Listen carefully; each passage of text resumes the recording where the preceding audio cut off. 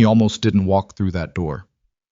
Ethan Brooks stood on the sidewalk outside one of Chicago's most expensive restaurants, his 6-year-old son's hand wrapped around two of his fingers, and thought seriously about turning around and going home.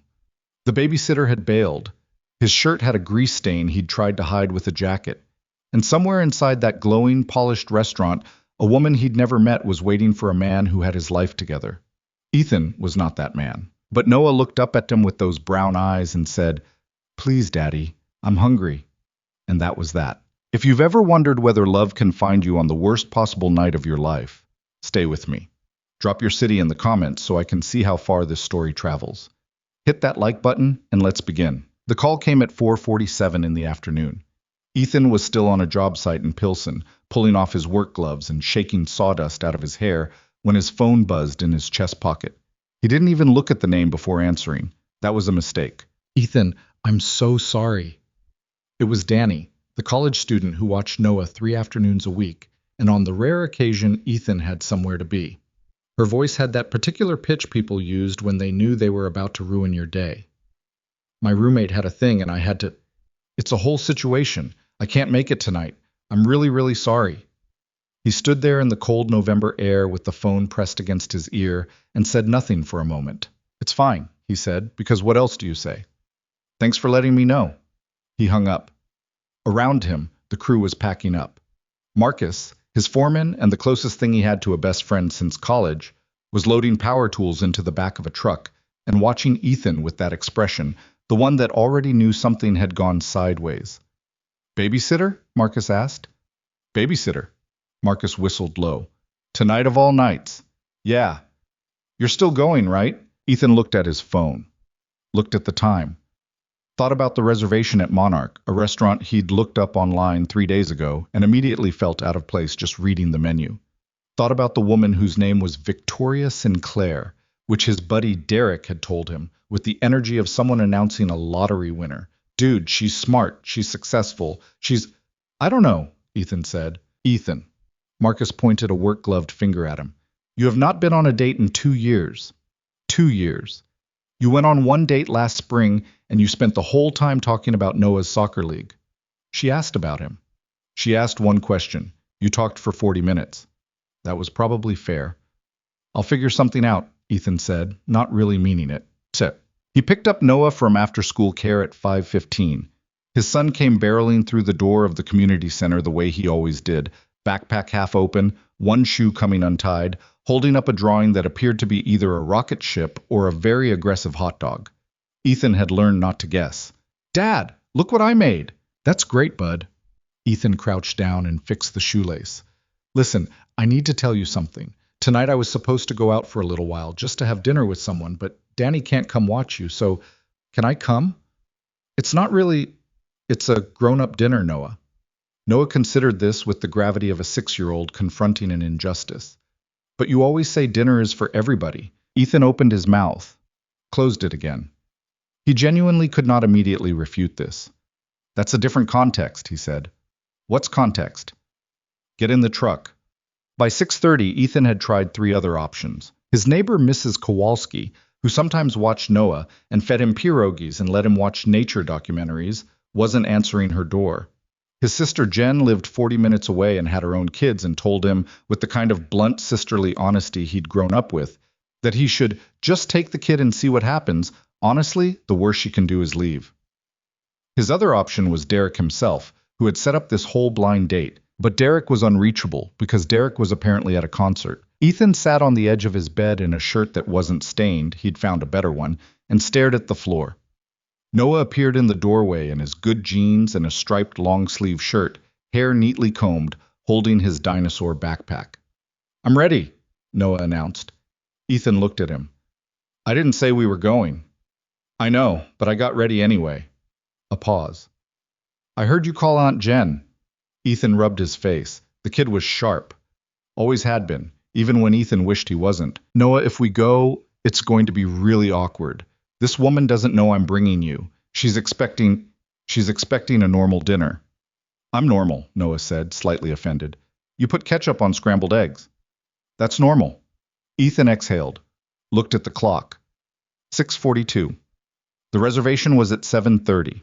Monarch was 20 minutes away if traffic cooperated, which in Chicago on a Friday night it absolutely would not. You have to behave, Ethan said finally. I mean it. No blurting things out, no asking people weird questions, no, I'll be so good, Noah said, with the specific tone of a child who absolutely intended to be mostly good and considered that close enough. They were late, not catastrophically late, 8 minutes, but 8 minutes at a place like Monarch felt like walking into a theater after the opening number. The hostess looked at Noah with barely concealed surprise, glanced at the reservation, and recovered her professional composure in about a second and a half. Right this way, she said. Ethan had been in restaurants like this before, but not often and not recently. The kind of place where the lighting was specifically designed to make everyone look a little more attractive than they were. Dark wood, warm amber tones, white tablecloths that probably cost more to launder than his electric bill. The kind of place where the menu didn't list prices because if you needed to know the prices, you were in the wrong place. He followed the hostess through the dining room and felt the familiar heaviness settle in his chest. The specific discomfort of a man who spent his days on construction sites trying to walk through a world that had never quite been designed with him in mind. Noah walked beside him, head swiveling left and right, taking everything in. Fancy, Noah whispered. Yeah. Are we fancy? Absolutely not. Okay. Noah seemed fine with this. He saw her before she saw him. She was sitting at a corner table near the window, and the first thing he noticed, before the expensive dress, before the composed posture, before anything that would have told him she ran a multi-million-dollar company, was that she was looking at her phone with the expression of someone who had been checking it too many times and was trying to pretend she hadn't been. She looked tired, not in a disheveled way, but in the way of someone who'd been holding themselves together carefully for a long time and was starting to feel the weight of the effort. Then she looked up, and she saw Noah. Something flickered across her face, not quite dismay, not quite surprise. Something more complicated than either. Her eyes moved from Noah to Ethan and back to Noah, and Ethan braced himself for the perfectly polite version of this being over before it started. I'm sorry, he said, pulling out the chair across from her, and realizing immediately he was doing about 12 things wrong at once. He hadn't introduced himself, he hadn't shaken her hand, his son was already climbing into the seat beside him without being told. I know this isn't... My sitter canceled, and I tried everything, and I know this is a terrible first impression. I completely understand if you want to... I'm Noah, Noah said, extending his hand across the table to Victoria with the seriousness of a small diplomat. I'm 6. I came because Danny canceled. A beat of silence. Victoria Sinclair looked at this 6-year-old's outstretched hand, and something shifted in her expression. Cracked open, just slightly, the way a window lets in cold air. She leaned forward and shook his hand. I'm Victoria, she said. I'm 30. I also had a situation come up. She glanced sideways, and only then did Ethan notice the small figure that had been sitting quietly on the banquette beside her, barely visible behind the table's edge. A little girl in a purple dress with dark curly hair, watching Ethan with enormous, careful eyes. This is Emma, Victoria said. She's 5. For a moment, nobody said anything. Ethan looked at Victoria. Victoria looked at Ethan. Between them, 2 children looked at each other with the particular intensity of small people deciding in real time whether they would be friends. Emma pointed at Noah's dinosaur backpack. Is that a T-Rex? It's a Spinosaurus, Noah said. T-Rexes are overrated. Emma nodded solemnly as though he had said something wise. I like the one with the long neck. Brachiosaurus, yeah, that one's cool too. And just like that, the kids were fine. Ethan slowly sat down. Across the table, Victoria let out a breath that wasn't quite a laugh, but was something in that direction. She picked up her water glass, took a sip, and looked at him with eyes that were dark and steady and a little bit unreadable. Well, she said, this is not what I expected. Same, he said. I really am sorry. Stop apologizing. Not unkindly. Emma's here because her babysitter also had, quote, a situation. I don't know what's happening with babysitters in this city tonight, but apparently it's significant. Despite himself, despite the stain anxiety and the late arrival and the low-grade disaster of the entire evening, Ethan felt the corner of his mouth pull upward. Did you vet Derek before he set this up? He asked. He's my CFO's cousin. That should have been warning enough. She glanced at the children, who had opened Noah's backpack and were now lining up small plastic dinosaurs along the edge of the bread plate. I almost canceled twice this week. I almost turned around outside the door tonight. She looked back at him. Why didn't you? He nodded toward Noah, who was currently explaining the dietary habits of the Spinosaurus to Emma with absolute conviction. He said he was hungry. Victoria laughed. A real one, not a polished social laugh.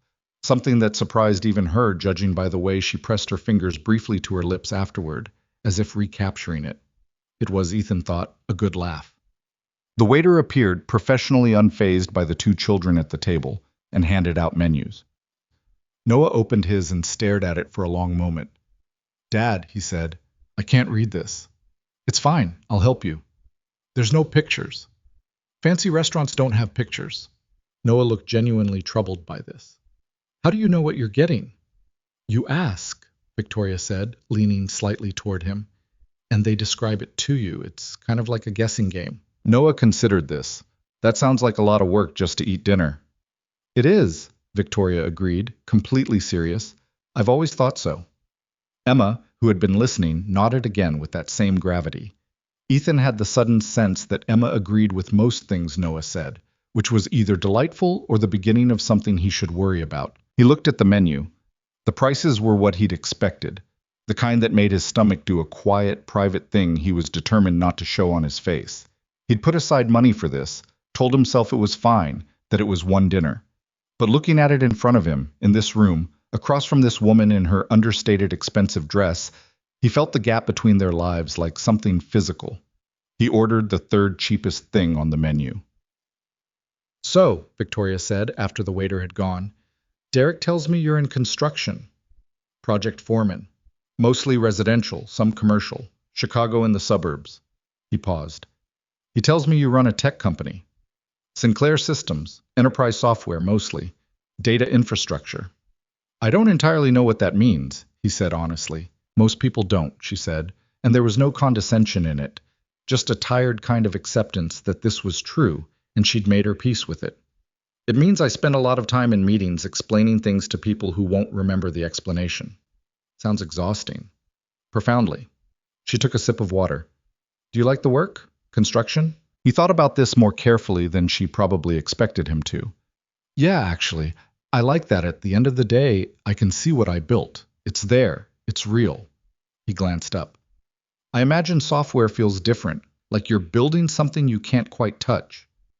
Victoria was quiet for a moment. That's a more accurate description of it than most people give me. The food came. Noah stared at his pasta with the expression of a child who had wanted something with chicken nuggets somewhere in the description and was processing disappointment. Emma ate her risotto with great concentration and the careful movements of a child who had been taught table manners and took them seriously. At some point, Ethan couldn't have said exactly when, the stiffness started to go out of the evening. It happened in pieces.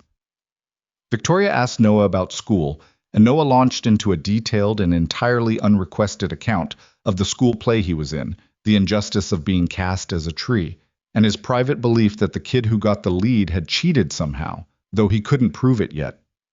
A tree isn't so bad, Victoria said. A tree doesn't have lines, Noah said.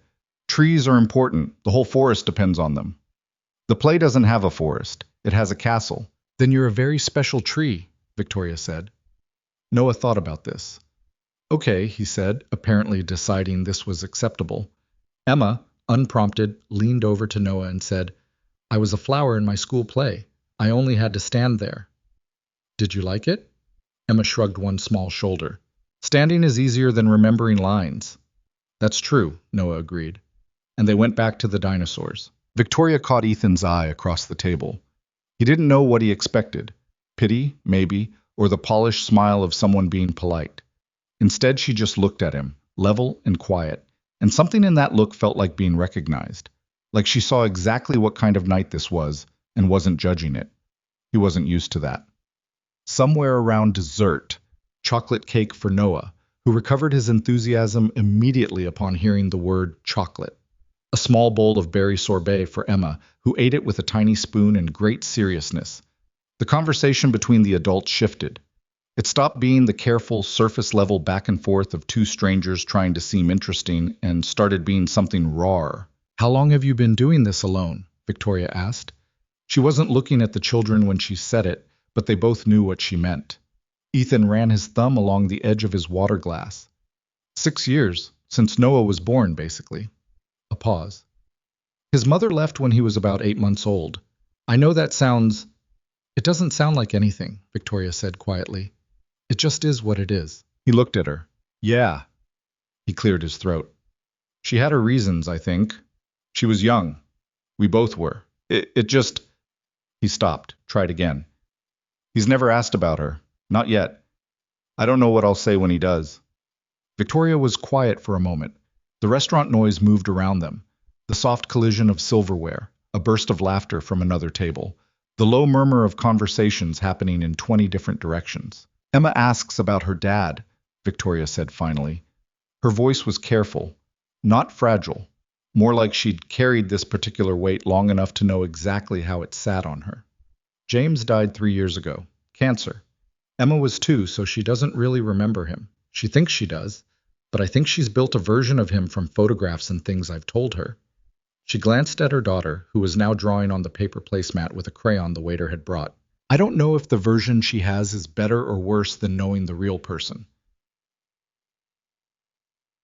Ethan didn't offer a platitude. He didn't say he was sorry in the reflexive way people did when they didn't know what else to say. He just stayed with it for a second, let it sit in the air between them. How do you answer her? He asked. When she asks? Honestly. Victoria looked at him. I tell her he was brave, that he was funny, that he loved her so much it scared him sometimes. She paused. And that missing someone is a way of still loving them. That it doesn't go away because they're gone. It just changes shape. Ethan didn't say anything. He thought about all the nights he'd sat on the edge of Noah's bed after the boy had asked, in the careful, roundabout way kids had, whether moms were supposed to stay. About how he'd tried to be honest without making the answer too heavy for a small person to carry. You're doing fine, Victoria said, as though she'd read something in his face. In case you're wondering. You can't know that, he said. No, she agreed. But the way he talks to you, kids don't talk to bad parents the way he talks to you. Ethan looked over at Noah, who was explaining to Emma with intense conviction that Spinosaurus could swim. Emma was listening as though this was the most important information she'd received all week. He felt something loosen in his chest, just slightly, like a knot worked a little less tight. After dessert, Emma grew quiet and tired in the way of small children whose bodies decided without consulting them that sleep was now mandatory. She leaned against Victoria's arm and stopped drawing on the placemat, and Victoria shifted naturally to accommodate her, still talking to Ethan, the adjustment so automatic it was clearly something she'd done 1,000 times. Noah, who operated on different battery rules and had apparently been recharged by chocolate cake, was still alert and happy. He'd moved his dinosaurs to the windowsill and was conducting some kind of narrative that involved significant levels of whispered drama. She always crashes early, Victoria said, looking down at Emma with a soft, almost private expression. She fights it for about 20 minutes and then just gives up. Noah fights it until approximately midnight, Ethan said. I don't know where he gets the energy. The cake didn't help. Probably not. He watched his son. He's going to be completely incoherent in the car, and I'm going to carry him in from the parking lot, and he'll wake up at 6 asking for cartoons. Emma wakes up at 5:30 asking for orange juice and then immediately wants to discuss whatever she dreamed about. What does she dream about? Victoria considered. Horses, mostly, and one recurring dream about a very large butterfly she seems to have a complicated relationship with. Ethan smiled. Noah dreams about dinosaurs, obviously. Sometimes space. Does he tell you about them? Every morning, in detail. He shook his head. I have heard about a dream where a brontosaurus ate the school gymnasium probably 12 times at this point. Victoria laughed again. That real one, the one that surprised her. Emma stirred slightly against her arm, and she reached up, without looking, and tucked her daughter's hair back from her face. The gesture was so instinctive it was almost invisible. Ethan watched it happen and thought, she's been doing this alone for 3 years. Running a company that size, raising this little girl, holding all of it together at the same time. And sitting here tonight with the same specific exhaustion he recognized because he saw it in himself every morning in the bathroom mirror. He didn't say any of that, but he thought it. The check came and they did the awkward negotiation that people did at the end of dates that had somehow also become impromptu family dinners. I'll get it, Ethan said. Ethan, I know. He had some idea, at least, of what she was worth. Everyone who'd heard Victoria Sinclair's name mentioned in business circles had some idea. I know, but I asked you here, and I showed up with a 6-year-old and a story about a babysitter. The least I can do is buy dinner. She looked at him for a moment. That level, measuring look she had. Split it, she said. Victoria. Ethan. She said his name the way people did when they'd decided something and didn't intend to argue about it. It doesn't mean anything except that we both ate. Let it mean that. He wanted to push back again and then realized she wasn't being charitable. She genuinely didn't want it to be a thing, didn't want it to sit between them as an imbalance. He understood that impulse. He'd felt it plenty of times from the other direction. Fine, he said. They split it. Outside on the sidewalk, the temperature had dropped. Their breath came in small clouds in the November air, and Emma, half asleep in Victoria's arms, made a quiet noise of protest at the cold. Noah pressed himself against Ethan's side, clutching his backpack with both arms, suddenly tired in the way kids got when the sugar finally ran out. I'm glad you didn't turn around, Victoria said. She was looking at him steadily. She was, he realized, a person who looked people directly in the eye when she said important things, which was either something she'd always done or something loss had taught her. I'm glad Derek's CFO has a cousin, Ethan said. She smiled. It was different than the ones earlier, so less guarded, more like something she hadn't decided to do. I don't do this, she said. Usually. I work. I take care of Emma. I go back to work. I don't. She looked down at her daughter, then back up. I almost talked myself out of it 6 times. 7 for me. You said twice. I was being conservative. She looked at him for another moment, and he couldn't read everything in it, but felt the weight of it. 2 people standing on a sidewalk in Chicago in November, having survived an evening that should have been a disaster, and somehow not having that be the worst thing. Noah, she said, looking down at him. It was very nice to meet you. Noah, who was barely keeping his eyes open, lifted his head from Ethan's side. You too, he mumbled. Emma's nice. She knows about dinosaurs. She learned from you tonight, I think. She's a fast learner, Noah said approvingly, with the tone of a professor acknowledging a promising student, and then tucked himself back against Ethan's ribs. Emma, half dreaming, said nothing. Victoria looked at Ethan. Can I call you? He asked. She didn't answer right away, just stood there for a second, holding her daughter in the cold, and he could see her having the same internal conversation he'd been having all evening, the one about whether any of this made sense, whether the distance between their lives was something that could be navigated, whether starting something was worth the risk of what starting things inevitably led to. He understood the hesitation. He had it too. Yes, she said. One word. But she held his gaze when she said it, which he took to mean she'd meant it. In the truck on the way home, Noah fell asleep within 4 minutes. His head tilted against the window and his backpack sat in his lap, and his mouth fell open just slightly, the way it always did when sleep got him before he expected it.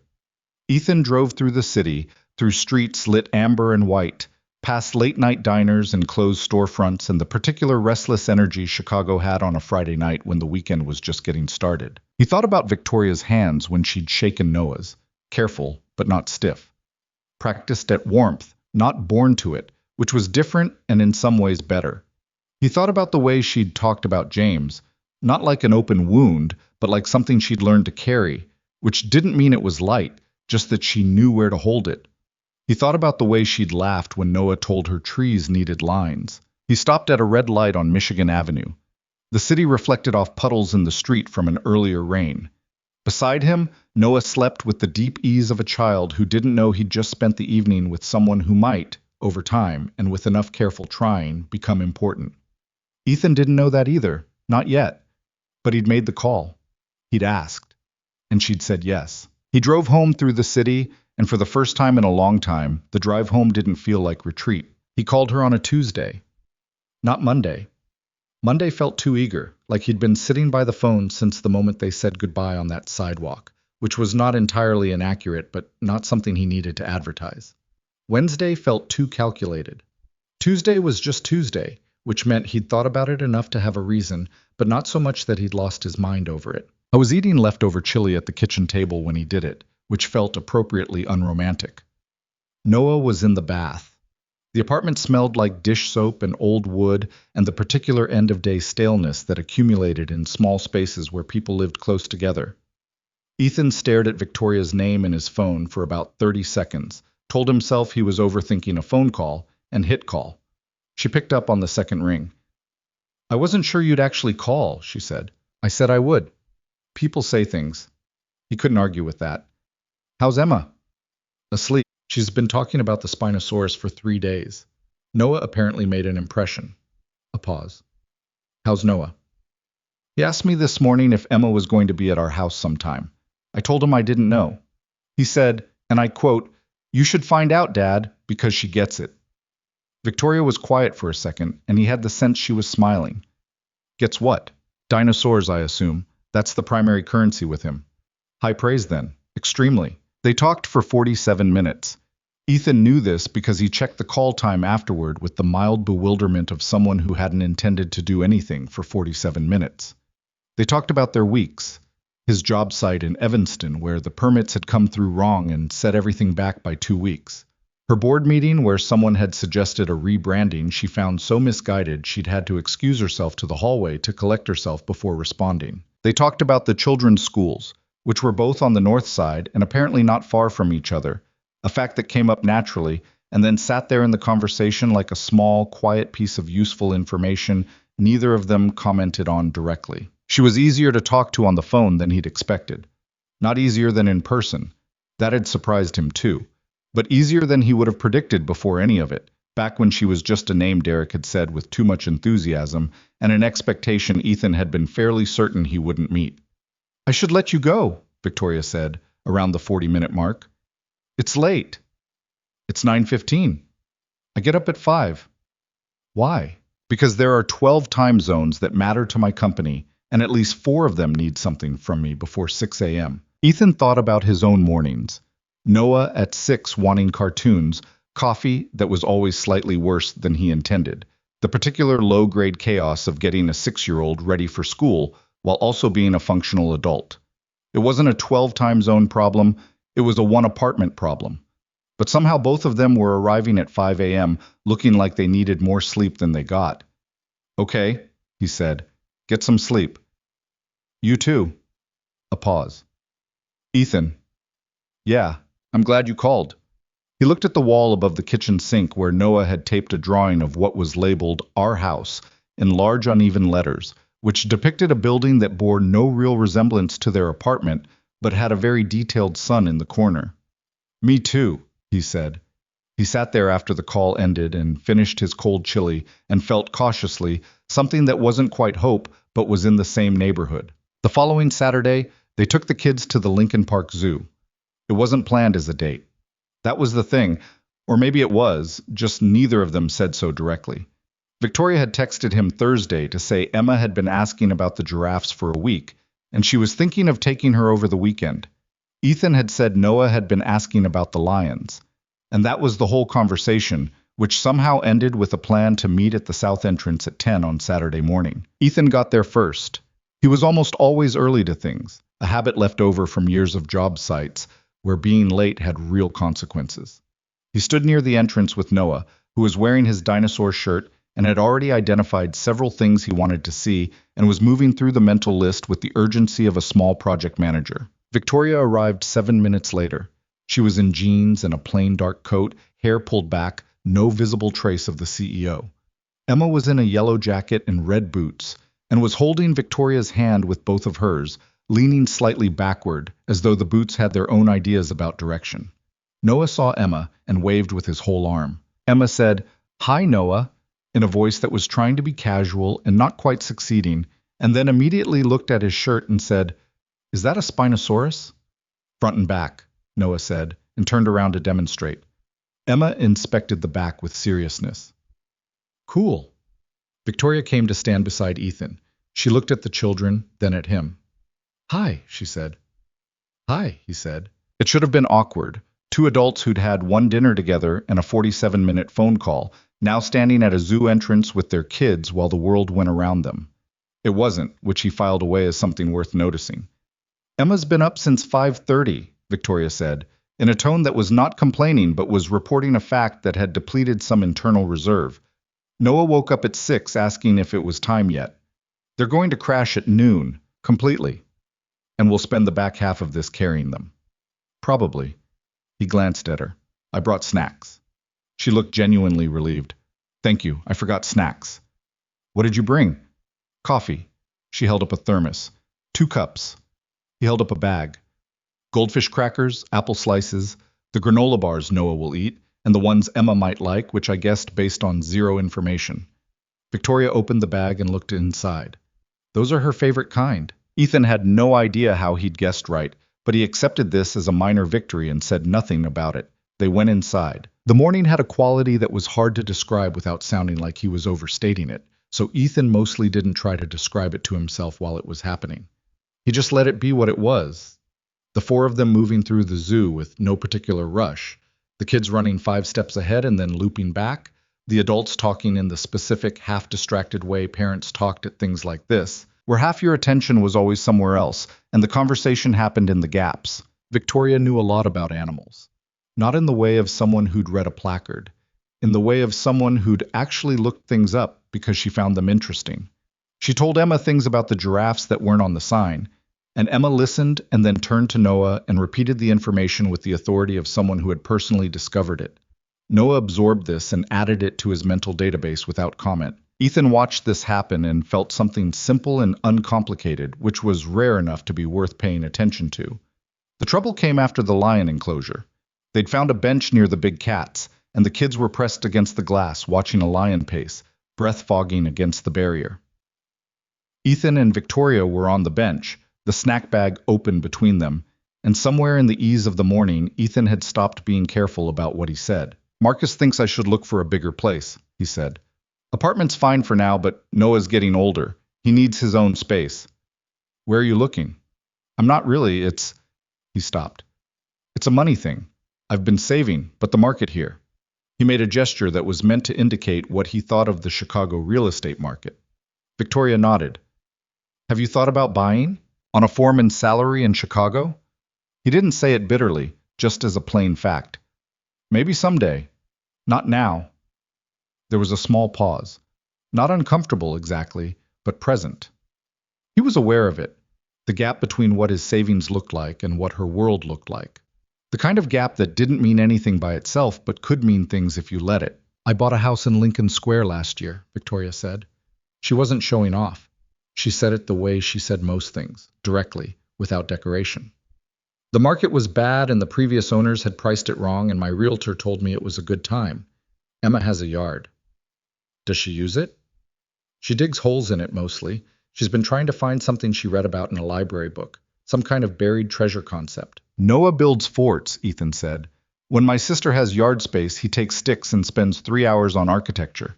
Victoria smiled. They'd destroy a yard together. Completely. The moment moved on. The kids came back from the glass, Emma to tell Victoria something elaborate about the lion's paws, Noah to request more goldfish crackers. Ethan handed over the bag, and the conversation shifted, and the gap from a moment ago slid under without becoming a thing. But he'd noticed it. The afternoon did what Victoria had predicted. By 12:30, Emma was wilting, leaning into Victoria's side while they walked, her red boots shuffling along the path with less conviction than they'd had 3 hours earlier. Noah was still technically upright, but had slowed considerably and was now holding Ethan's hand without being asked, which was always the first sign. I should get her home, Victoria said. They were near the exit, the crowds thickening around them. Yeah. Ethan looked down at Noah, whose eyes had taken on a particular unfocused quality. Same. They walked out together. Emma had graduated from leaning to being fully carried, her yellow jacket a bright splash against Victoria's dark coat, her face tucked against her mother's neck. Noah looked up at Emma and said with great solemnity, She fell asleep. She did, Victoria said. That happens to me too, Noah said, in the tone of someone sharing a confidence. It happens to everyone, Victoria told him. Noah thought about this. Even grown-ups? Victoria and Ethan looked at each other over his head. Especially grown-ups, Ethan said. Outside, they stood at the edge of the parking area and did the same thing they'd done on the sidewalk outside Monarch, the moment of parting that neither of them quite moved toward. This was good, Victoria said. She was shifting Emma's weight slightly, automatically, without breaking eye contact with Ethan. Yeah, it was. He meant it without any complication. It had been a good morning. Nothing had gone wrong. Nothing had been required to be more than it was. We should do it again, she said. We should. Noah tugged his hand. Dad, I need the bathroom. Right now? Yes. Ethan looked at Victoria. Victoria bit the inside of her cheek to keep from smiling. Go, she said. Text me. I will. He started moving, Noah already pulling him toward the park's facilities at a pace that suggested genuine urgency. He looked back over his shoulder once. Victoria was still standing there, Emma asleep on her shoulder, watching him go with an expression that was too layered to read quickly. He texted her that night. Today was good. She replied 20 minutes later. Noah told Emma she was a fast learner. She's been saying it to me all afternoon. I told her something, and she goes, I'm a fast learner, Mama. Ethan laughed out loud, alone in his kitchen, at 10 o'clock on a Saturday night. He takes his compliments seriously. So does she wrote back. Then, after a short pause, Emma asked if Noah is our friend now. Ethan read that twice. What did you tell her? I said yes. He set his phone down on the kitchen counter and looked at nothing in particular for a second. Then he picked it back up. Good answer, he wrote. The weeks after that moved in a rhythm that crept up on him. A Tuesday call became a thing that just happened. Then a Saturday outing became a thing. Not every week. There were stretches where Victoria was traveling for work, or Ethan had a deadline that ate his weekends. But often enough that Noah started asking, on Wednesday mornings, whether they were going to see Emma this weekend, as though it were a standing appointment that might need to be confirmed. The fourth time they went out, a Sunday afternoon at the Museum of Science and Industry, which had been Victoria's suggestion and Emma's loud endorsement, was the first time Ethan got a real look at how Victoria's world actually operated. It started in the parking garage, where a man in a dark jacket materialized from what seemed like nowhere and took Victoria's keys before she'd finished getting Emma out of the car seat. Ethan stopped walking. That's Daniel, Victoria said, not looking up from unbuckling Emma. He drives for me when I'm in the city. I usually take a car for things like this. You have a driver? I have a service. She stood up with Emma. I know, I don't think about it anymore, which I know sounds obnoxious. I wasn't going to say obnoxious. What were you going to say? I was going to say nothing, actually, but he understood the impulse to fill the silence with something honest. Different, he said. I was going to say different. Victoria looked at him with that direct measuring look she had. It is different, she said. I know that. They went inside. Inside the museum, she was just herself. She didn't pull rank or move through spaces like someone who expected deference. She got down on the floor with Emma at the exhibits the way he got down on the floor with Noah, and she asked the same slightly dumb questions parents asked when they were trying to engage with something they didn't fully understand. But the driver was still in the parking garage. And during the afternoon, her phone buzzed 6 times, and each time she looked at it, there was a brief but visible tension in her jaw before she either responded or put it back in her pocket. He saw it clearly around 3 o'clock, when they were watching the kids in the water play area, and her phone went off and she stepped slightly to the side, and he could see from her face that whatever it wasn't good. She was on the phone for 4 minutes. When she came back, Emma immediately reached for her hand, and Victoria gave it to her while the other hand finished typing something on the phone she was trying to put away. Sorry, she said, there's a thing in Singapore. Singapore. We have infrastructure clients there. The time difference means things happen at 3 in the afternoon for me. She looked tired for a moment, not the general tiredness she usually carried, but a specific, sharpened version of it. I tried to hand it off to my COO, but there's context that only I have. Do you need to go? No. She said it firmly, like she was deciding it in real time. No, Daniel can get me calls later. I'm here. But she'd had to decide it, was the thing. It wasn't automatic.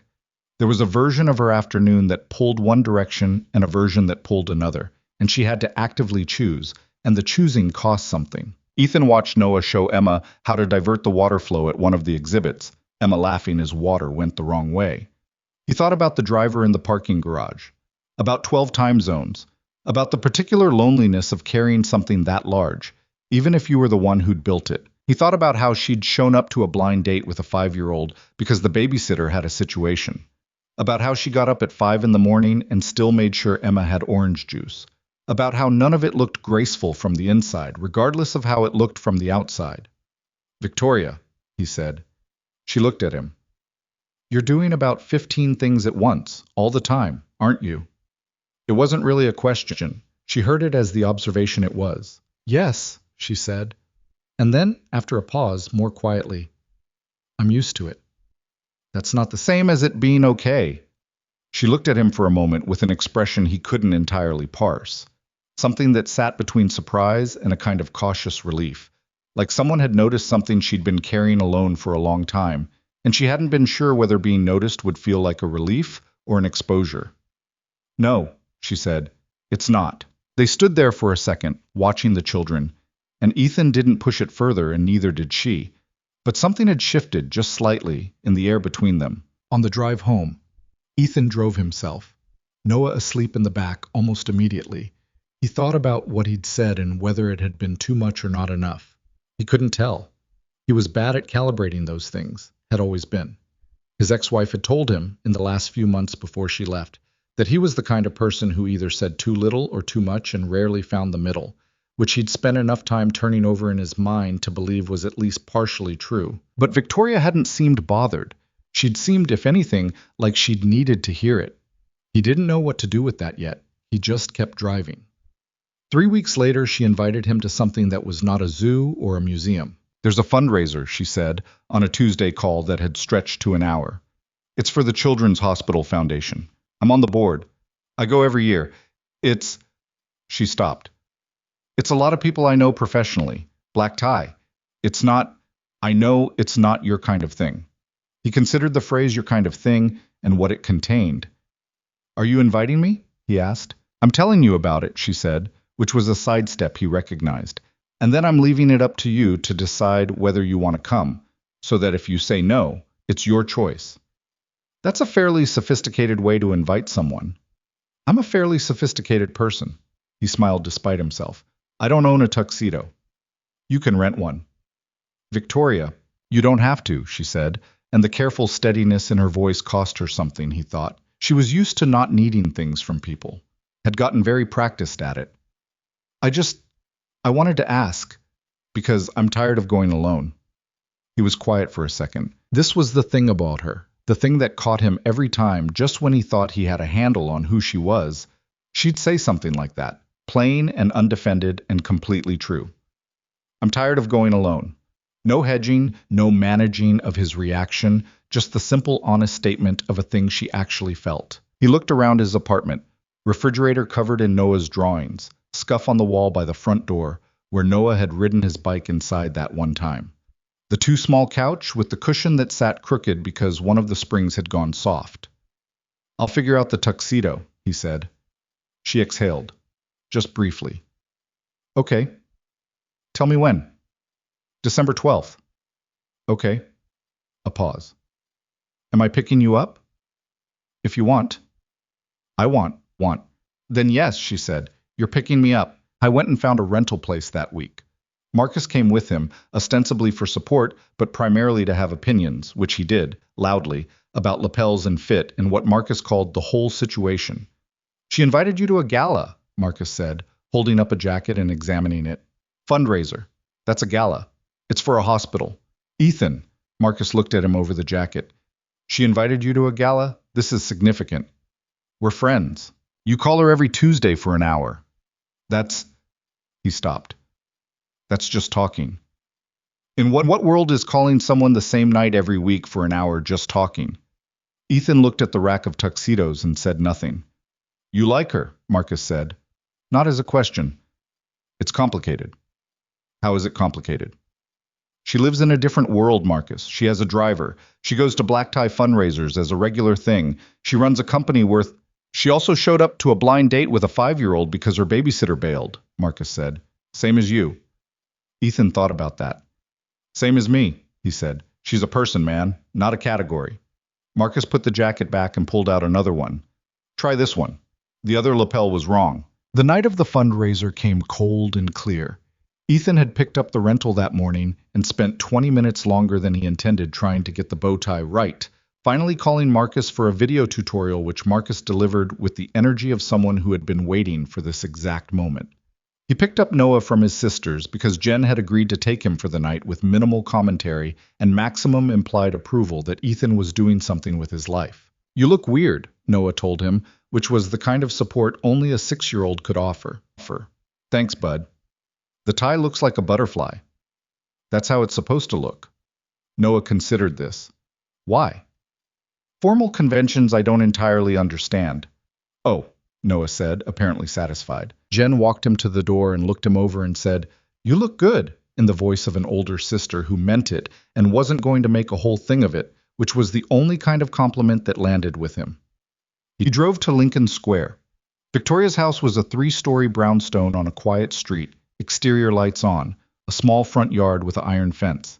He parked, walked up, rang the bell. Emma answered the door. She was in pajamas with strawberries on them and had a book under one arm, and looked at Ethan with serious eyes and said, "You look different." Good different or bad different?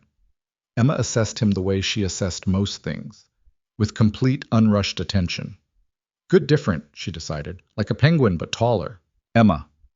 Victoria appeared at the top of the hall stairs, and the word stuck in Ethan's throat for a second, and he had the sense of slightly losing his footing, which he hadn't expected. She was in a deep blue dress, understated and precise, and she looked, not transformed exactly, because she'd always been composed, but completed in some way, like the version of her that operated in the world she'd built and actually belonged there. Her hair was up.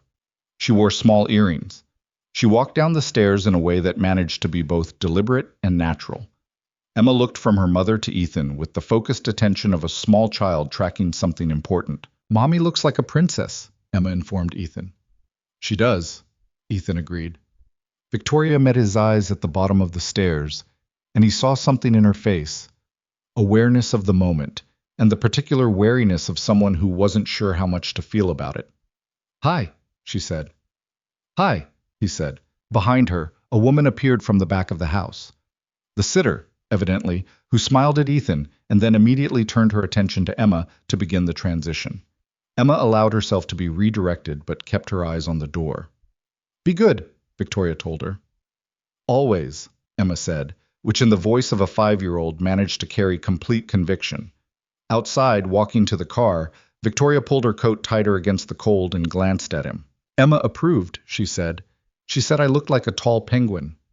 That's high praise from Emma. She likes penguins. "I'll take it."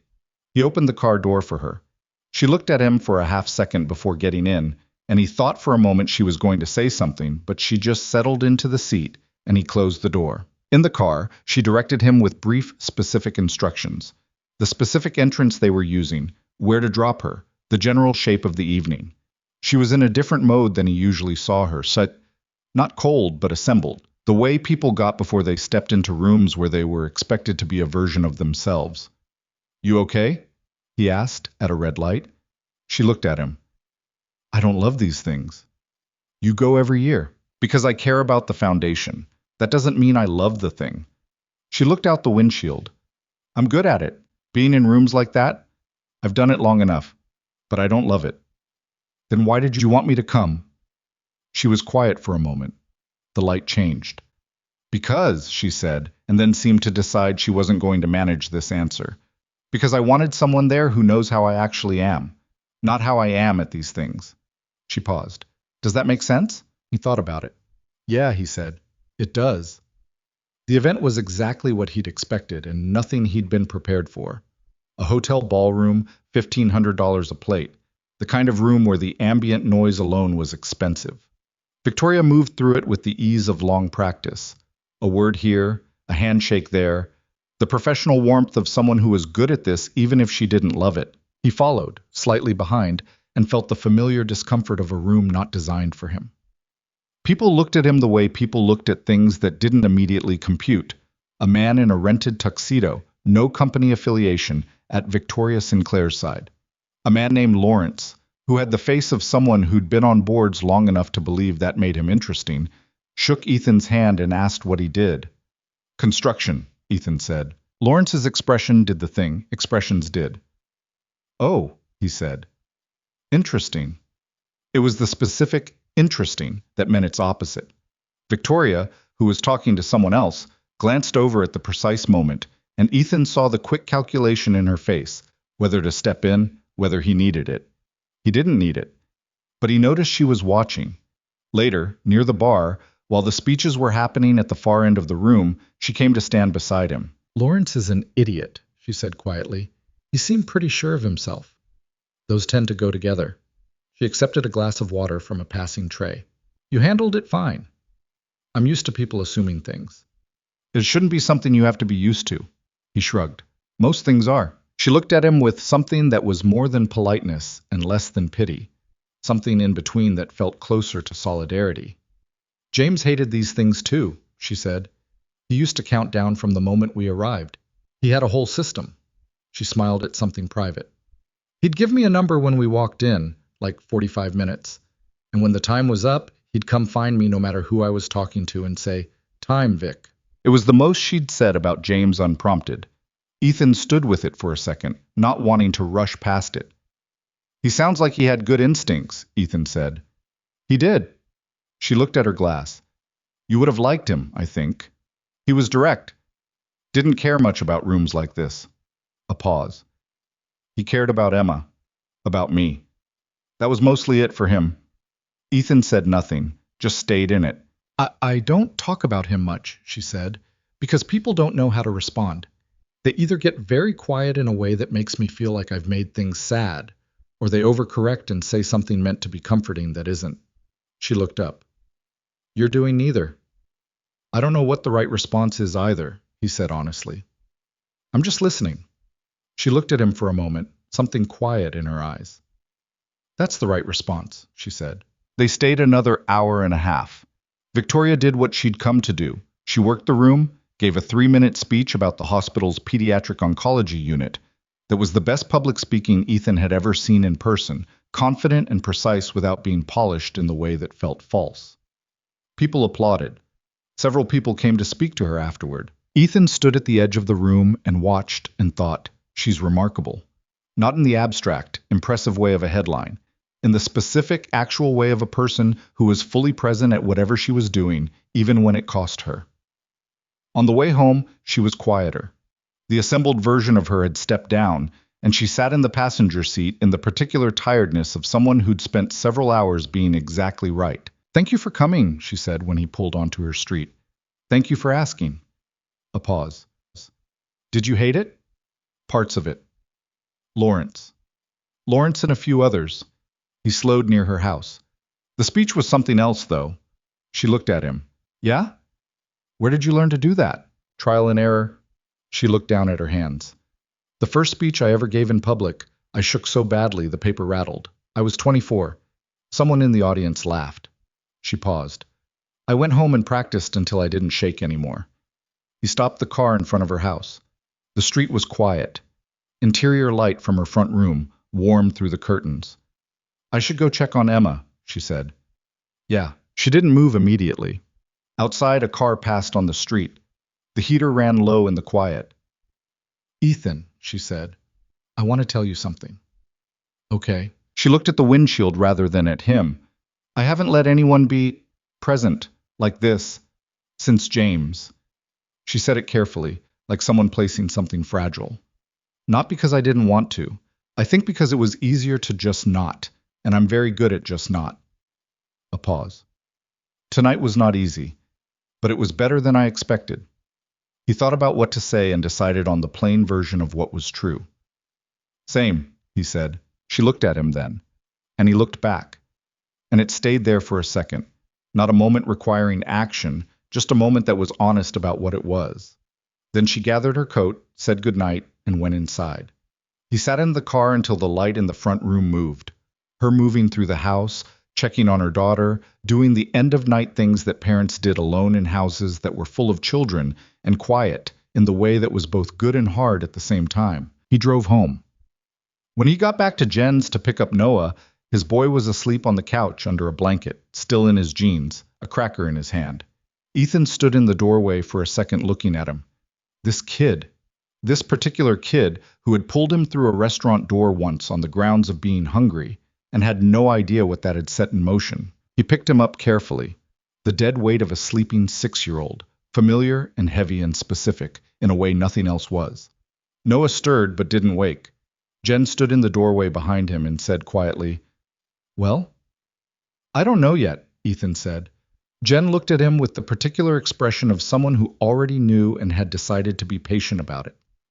"Okay," she said. He carried his son to the car under a clear December sky and drove home through streets that were just starting to get their first frost, the city quiet and cold and lit, and thought about a woman who'd said it was better than I expected, like it was a thing she'd been afraid to admit.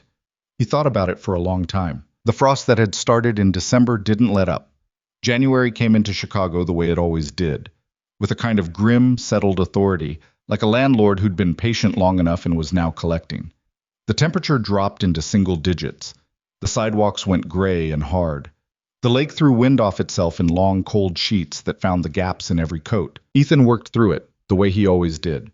Construction didn't stop for weather unless the weather became genuinely dangerous, and even then, only barely. He wore 2 layers under his jacket and kept hand warmers in his pockets, and came home every evening with cold still sitting in his bones, the kind that took a hot shower in 20 minutes to leave. Noah had opinions about winter. "It's too cold," he announced one morning, standing at the kitchen window in his socks and pajamas, looking at the street with the expression of a person personally betrayed. "It's Chicago," Ethan said, pouring coffee. "Why is it so cold?" "The lake." "The lake should stop." "I'll pass that along." Ethan set a plate of toast in front of him. "Eat. You'll be late." Noah ate with one eye still on the window, suspicious of the outdoors.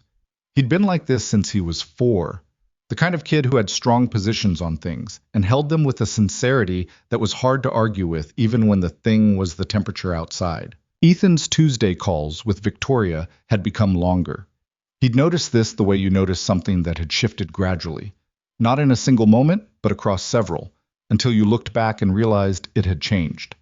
They used to talk for 45 minutes, an hour. Now it wasn't unusual for an hour and a half to pass before either of them thought to look at the time.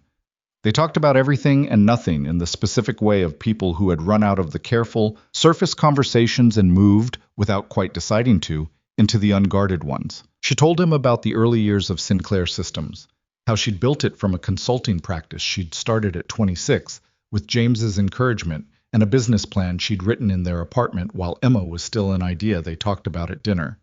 How the company had grown faster than she'd been ready for, and she'd spent 2 years feeling like she was always 3 steps behind herself. How James had died the month the company crossed its first $100 million in revenue, and how that particular timing had given her a specific private bitterness that she'd never told anyone, because it felt ungrateful towards something she'd worked for, and irrational about something she'd lost. "I keep thinking he should have seen it," she said one night. Her voice had the quality it got late in their calls. Lower, less managed. Not the money. He didn't care about that. But he believed in it before anyone else did. He should have gotten to see it work. Ethan was sitting on his fire escape with a blanket, which was not a sane thing to do in January, but the apartment got close sometimes and he needed air. What would he have said? She was quiet for a moment. He would have said, "See, I told you." And then he would have wanted to go get pizza and not talk about it anymore. Sounds like a reasonable person. He was.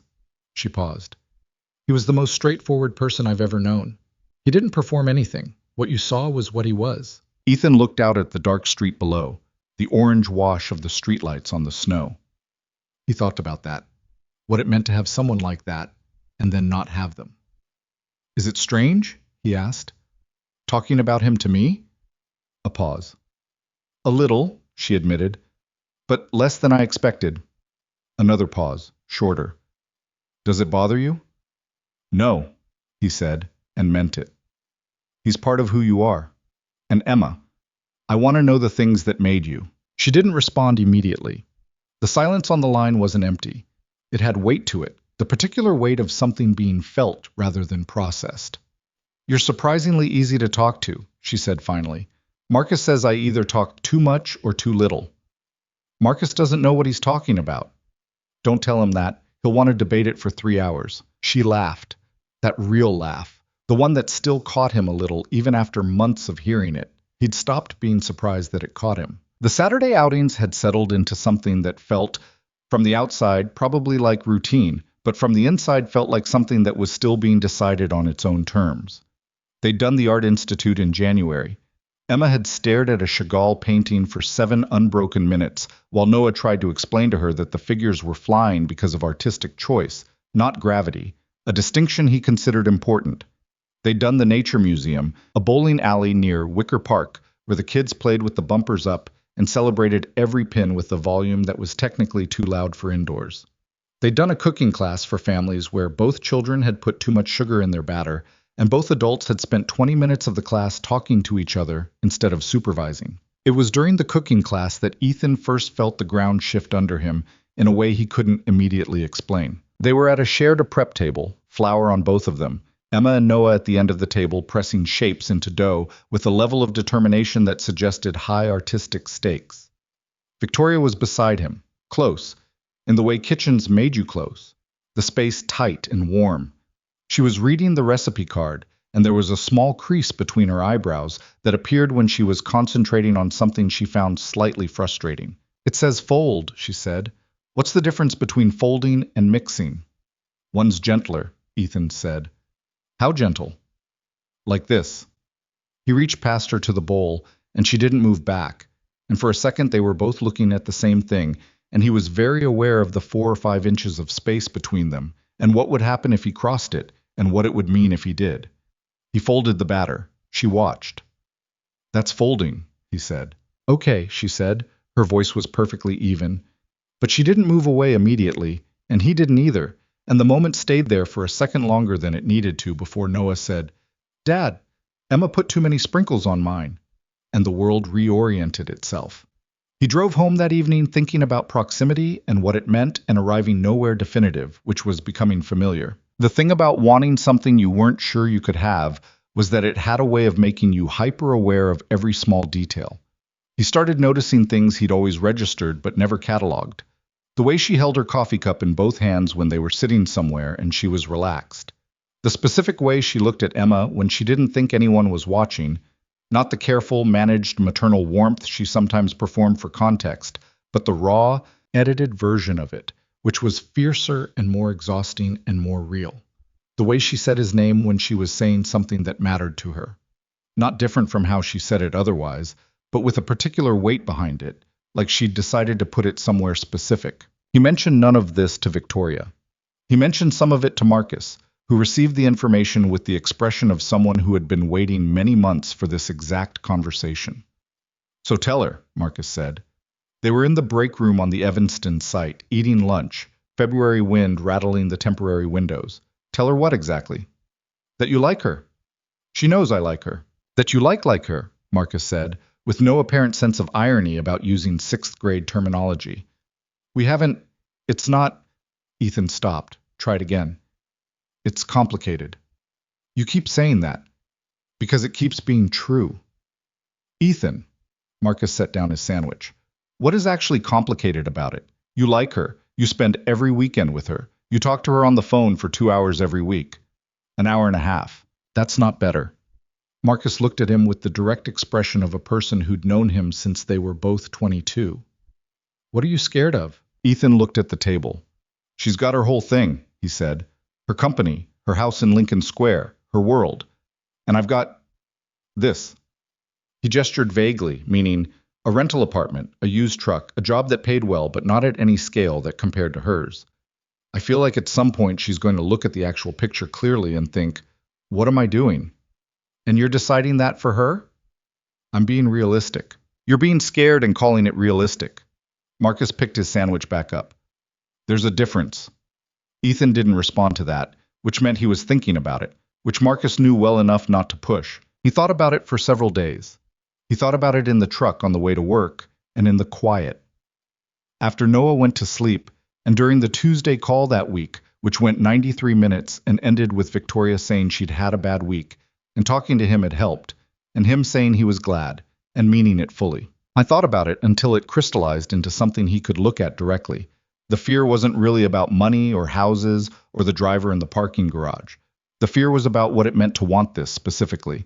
This woman, this arrangement, this specific impossible version of ordinary life they'd been building on Saturday mornings. Because wanting it meant it could be taken away, and he'd already had enough of the particular kind of loss that came from wanting things that didn't stay. His ex-wife's leaving had done something to the part of him that trusted his own judgment. He didn't talk about this. Not with Marcus, not with Jen, not with anyone who hadn't noticed it on their own. But it lived in him, quiet and persistent, in the way of old injuries that didn't ache all the time but were there when the weather changed. Victoria had her own version of it. He knew that too. It was a Saturday in the second week of February when they had the first real conversation that wasn't careful. They'd been at Victoria's house. It was the first time they'd done that, spent a Saturday at her place rather than somewhere neutral. She'd said Emma had been asking for it, which was true, but Ethan suspected it was also Victoria testing something, seeing how it felt to have him in her actual space rather than the zoo or the museum or the sidewalk outside a restaurant. Her house was not what he'd expected, which he realized afterward meant he'd been building a version of it based on what he thought her life looked like from the outside. It was big, but not cold. The front room had books on every surface, actual read books, with bent spines and loose papers tucked in them. Emma's drawings were taped to the refrigerator the same way Noah's were at their apartment. There was a couch with a blanket thrown over the back that had clearly been thrown there by someone too tired to fold it, and 2 mugs on the coffee table that had been left from a previous morning. He stood in her kitchen, helping cut vegetables, while Victoria dealt with the stove and the kids were in the backyard doing something complicated with sticks and mud that had been going on for 40 minutes. "Your house," he said. "What about it?" "It's different than I expected." She looked at him. "How did you expect it?" "Cleaner," he said honestly. "More sorted." She made a face that was partially offended and partially resigned. "Emma is 5. Nothing within her reach is sorted." "That's fair. And I work 70 hours a week. I clean on Sundays." She stirred something on the stove. "I have someone who comes Thursday, but by Friday it's already—" She gestured at the general evidence of a household in use. "I'm not complaining," he said. "I like it." She glanced at him. "You're just saying that." "I'm really not." He looked around, at the mugs on the coffee table, and the books, and the drawing Emma had done that was taped slightly crooked above the light switch. "It looks like people live here." Victoria was quiet for a moment. "James was messier than me," she said. "After he died, I went through a phase where I kept everything extremely clean. Like if I kept the house in order, the rest of it—" She stopped. It passed. Emma pretty much ended it as soon as she was old enough to have opinions about her crayons. Outside, through the window, they could see Emma explaining something to Noah with great physical emphasis. Noah was nodding. "What are they doing?" Ethan asked. "I genuinely have no idea," Victoria said. Emma had a plan when she went out there, something involving a fort and also a garden. The details were unclear. Noah builds structural things. He might actually help. I'm counting on it. They stood there companionably for a moment, watching the kids. The stove made its quiet sounds. Outside, Emma crouched and pointed at something in the dirt. "Can I ask you something?" Ethan said. "Yes." "What is this?" "To you." He kept his eyes on the window, which was probably a form of cowardice, but it made the question easier. "Us. Whatever this is we've been doing for the past few months." Victoria didn't answer immediately. He heard her set down the spoon.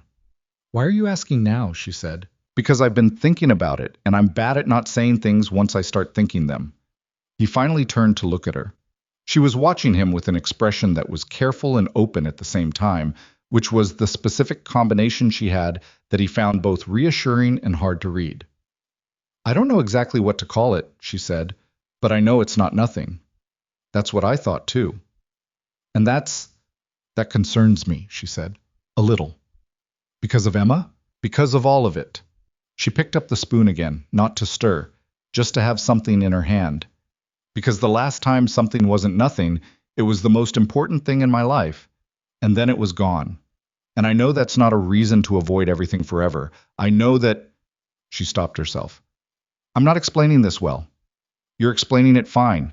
"I'm scared," she said, with the directness she always had when she decided to stop managing something. That's what I'm saying. I'm scared of wanting this to be a thing and then having it be what it ends up being, which I don't know yet. I'm scared too, he said. She looked at him. I have been for months, he said. You want to know what specifically? Tell me. That you'll get a clear look at the actual gap between your life and mine and decide it doesn't make sense. He said it without heat or self-pity, just as the honest thing it was. Not in a, I know you don't care about money, but there's a whole world you move in that I don't understand and can't access. And at some point that starts to matter. Ethan. She said his name that particular way. You think I care about access to my world? I think the people in your world care, and that eventually that friction adds up. She put the spoon down entirely and turned to face him. She was close, kitchen close, and there was nothing careful in her expression now. I've spent 3 years in boardrooms, she said quietly, with people who understand my world completely, and none of them made me feel like someone was actually in the room with me. She looked at him steadily. You make me feel like someone's in the room. That's worth more than access. He held her gaze. Okay, he said. Okay? I believe you. A pause. I'm still scared. I know. She almost smiled. Me too. That's the situation. That's the situation, he agreed. From outside came the sound of Emma announcing something in a loud, triumphant voice. They both looked at the window. The kids had somehow constructed a small structure out of sticks and a plastic garden crate, and Emma was standing on top of it with her arms out to the sides, apparently claiming victory. Noah, below her, was examining the structural integrity with a critical eye. Is that safe? Victoria said. It's 8 inches off the ground, Ethan said. She'll be fine. Noah looks like he's filing a complaint. He probably found a load-bearing issue. Victoria looked at him with the corner of her mouth pulled up. Come on, she said, tilting her head toward the back door, before Emma tries to add a second story. They went outside into the cold February air and spent the next hour in the backyard while the kids built things and knocked them over and built them again, and at some point Ethan and Victoria ended up side by side on the back steps with mugs of coffee, watching the children work with the specific, unhurried attention of two people who had nowhere else to be. She told him that evening about the year after James died. She'd never talked about it in this much detail. The specific shape of grief that nobody warned you about, the way it wasn't constant but unpredictable, how you could be fine for a week and then hear a particular song in a grocery store and have to stand in the cereal aisle for 3 minutes collecting yourself while Emma tugged your hand asking if you were okay. Emma was 2, Victoria said. She didn't understand what had happened. She kept asking where Daddy was, and I'd answer and she'd ask again the next day, like she was just checking. Victoria wrapped both hands around her mug. I think she understood more than I gave her credit for. She stopped asking after about 2 months. I don't know if that's better or worse. You said something like that before, Ethan said. At the restaurant, the first night. She looked at him, mildly surprised that he remembered. What did I say? That missing someone is a way of still loving them, that it changes shape. He looked at his coffee. I thought about that for a long time after that night. She was quiet. My mother died when I was 14, he said. It came out without a lot of premeditation. He'd been aware of the potential to say it for a few minutes, and then it just arrived. Cardiac thing. Sudden. She was 41. He paused. My dad kind of went interior after that. He was there. He did everything you were supposed to do. He just wasn't... He stopped. Noah will never meet her. That bothers me sometimes. I think she would have been the grandmother who taught him weird things about plants. Victoria was watching him. Not with the careful, managed sympathy people offered when you told them something like this. Just watching, the way she listened, with her whole attention. Plants, she said. She kept a garden. Knew everything. She used to tell me the Latin names when I was a kid, and I thought it was the most boring thing in the world, and now I kind of wish I'd paid attention. Noah might get there, Victoria said. With the dinosaur names, he'll be fine with Latin. Ethan almost laughed. True. I'm sorry about your mother, she said. 14 is a brutal age to lose someone. Yeah. He looked at the rim of his mug. It is what it is. That's what you said when I told you about James. It just is what it is. Did I? You did. And I appreciated it. Most people say it shouldn't have happened, like there's an alternative version that would have been better. She shook her head slightly. It happened. Happened. Making it conditional doesn't change it. Doesn't, he agreed. They sat with that for a moment. The kids had come inside by then. They could hear them in the other room, Emma showing Noah something in a book, Noah making noises of consideration. The kitchen was warm. Outside it was dark by 5 now, the winter dark that came down fast. Stay for dinner, Victoria said. It wasn't quite a question. Victoria Keats. He hesitated 1 second, not because he didn't want to, but because saying yes felt like it meant something, and he was aware of it meaning something, and he wanted to be honest with himself about what that was. Yeah, he said. Okay. Dinner was pasta, which Victoria made from scratch in a way that suggested she'd learned properly at some point, and which Emma reported was her favorite, and which Noah ate 2 full bowls of, and then looked at the pot with the expression of someone who had found a situation entirely satisfactory. They ate at the kitchen table, the 4 of them, and it was loud in the way that tables with children were loud. Emma wanted to tell a story about something that had happened at school, which turned out to be a story about a bird that had gotten into the classroom, which then became a story about what the bird had seen from up there, which was an imaginative extension Noah found very interesting and began contributing to. The bird probably saw Tommy Frick's lunch, Noah said. Tommy always has the best lunch. What does Tommy have? Emma asked. Little crackers shaped like fish. Emma looked scandalized. We have those at home. I know, Noah said, as if this were a tragedy. Ethan and Victoria were eating and listening and not talking much to each other, but that was okay. It was a different kind of being together than the careful, exploratory kind they'd been doing. It was simpler. Just 4 people at a table, eating pasta, arguing about bird perspectives and fish crackers. After dinner, Noah and Emma fell asleep during a movie in the front room. Noah with his head on the armrest, Emma curled against the other end of the couch, the TV still going with the sound low. They'd made it through about 40 minutes before gravity won. Ethan and Victoria sat in the kitchen. She'd made tea and was holding it in both hands the way she held coffee when she was relaxed. And the house was quiet in the particular way it got when children slept. This is the best part, she said quietly. After they crash?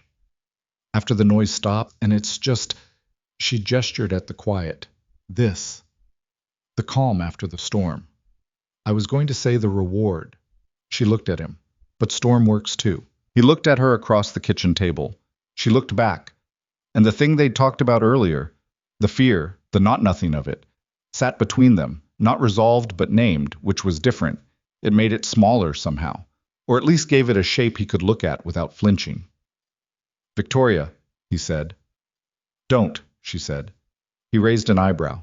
I know what you're going to say, she said, or something close to it, and I need you to know that I... She stopped, started again, more slowly. I want to. I need it to be slow. Not because I don't, not because of you, but because Emma, I know, he said. I understand. Noah too. He held her gaze. I'm not in a hurry.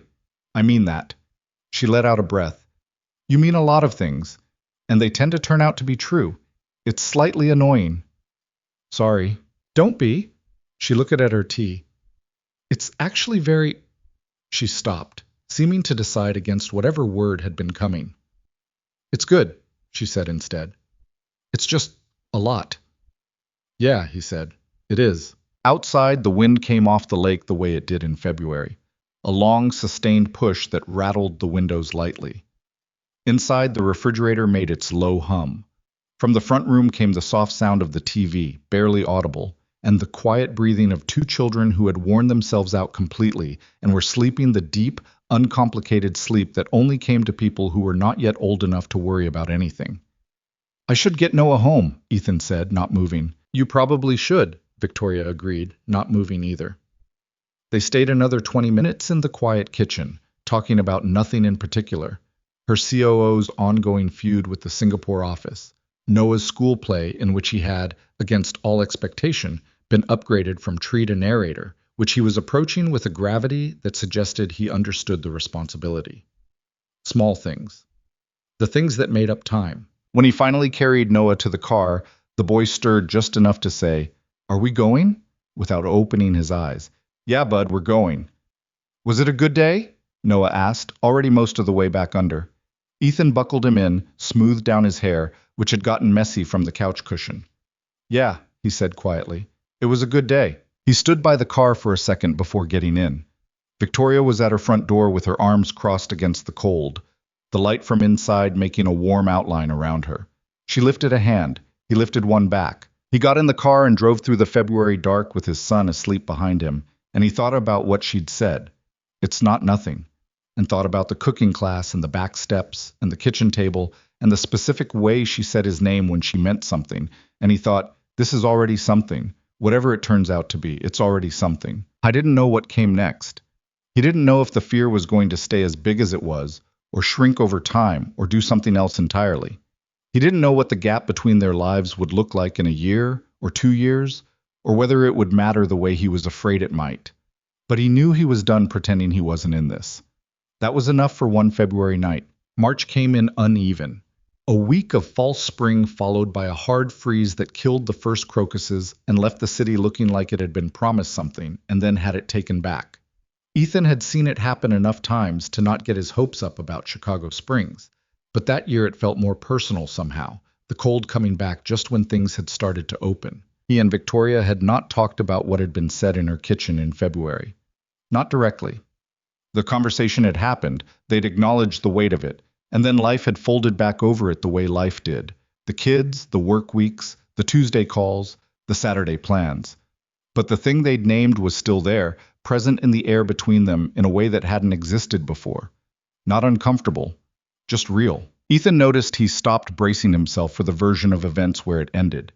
He still thought about it sometimes, the old familiar fear working its way up when he was tired or when something reminded him of all the ways things didn't work out.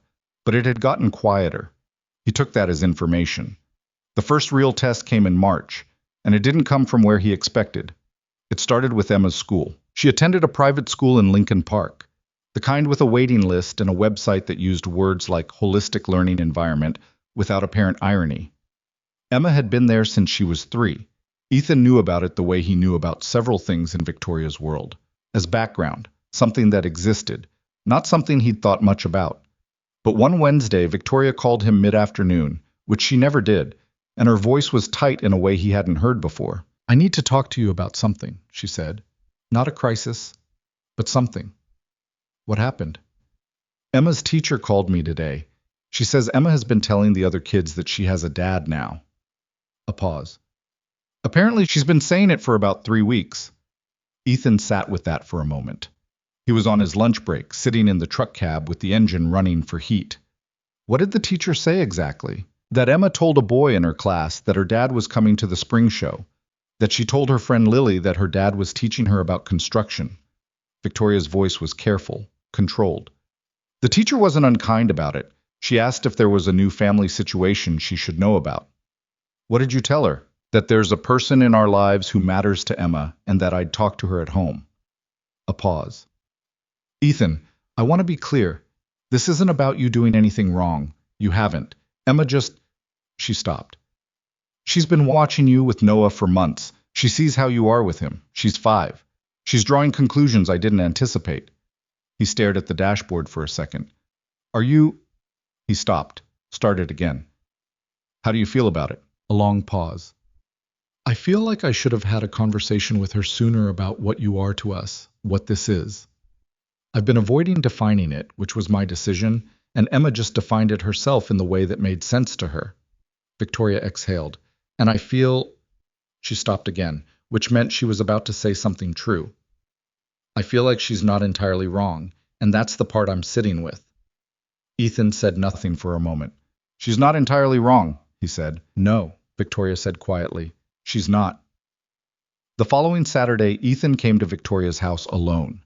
They decided together that this was a conversation that needed to happen without Noah there. Not because it was secret, but because it needed space. And small children occupied space completely without meaning to. Emma was in the kitchen eating cereal when he arrived, in her strawberry pajamas again, feet swinging under the chair. She looked up at him when he came in and said, "Hi, Ethan," the way she always did, with the particular ease of a child who had decided early that someone was safe and had stopped reevaluating. "Hi, Em." He sat down across from her. Victoria stood by the counter watching. Emma continued eating for a moment. Then she looked at him. Are you mad? Why would I be mad? Mama said she needed to talk to me about what I said at school. Emma's eyes moved to Victoria and back to Ethan with the careful tracking of a child reading the room. Was it wrong?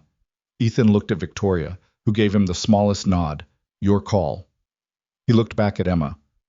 No, he said. It wasn't wrong. But can you tell me what you said? Emma put her spoon down. She thought about it with the seriousness she brought to most things. I said you were coming to my spring show because I wanted you to. She paused. And I told Lily you were teaching me about buildings. Because you did. You showed me the picture of the house with the beams. Another pause, smaller. I said you were my dad because... She looked at her cereal. Because that's what it feels like. The kitchen was very quiet. Ethan leaned forward on the table, closer to her level. Emma, he said, do you know about your dad? Your real dad? She nodded without hesitation. Daddy James, he got sick. Mama has his picture in her room. That's right. He kept his voice easy. He loved you very much. And your mama talks about him because she wants you to know him, even though he's not here. Emma nodded again. She was watching him the way she watched things she found important. I'm not going anywhere, Ethan said. Me and your mama, we're figuring some things out, but I'm not going anywhere, and I'm going to come to your spring show, if that's okay. Emma looked at him for a long moment. Then she picked up her spoon. Okay, she said, and went back to her cereal with the settled air of someone whose question had been answered to their satisfaction. Ethan straightened up. Victoria was looking at him from the counter, and her face had the particular expression he'd started to recognize, the one that appeared when she was feeling something she hadn't expected to feel and hadn't yet decided what to do with it. She didn't say anything. She just turned around and poured herself coffee, and he let the moment settle. Later, when Emma was in the backyard, Victoria came and sat beside him at the kitchen table and put her hands around her mug and said, Thank you. You don't have to thank me. I know. I wanted to. She looked at the window, at Emma, outside with a stick, apparently drawing something in the last of the dirty March snow. I've been thinking about it since the teacher called, about what it means that Emma said that, about what I should be doing differently. What do you think you should be doing differently?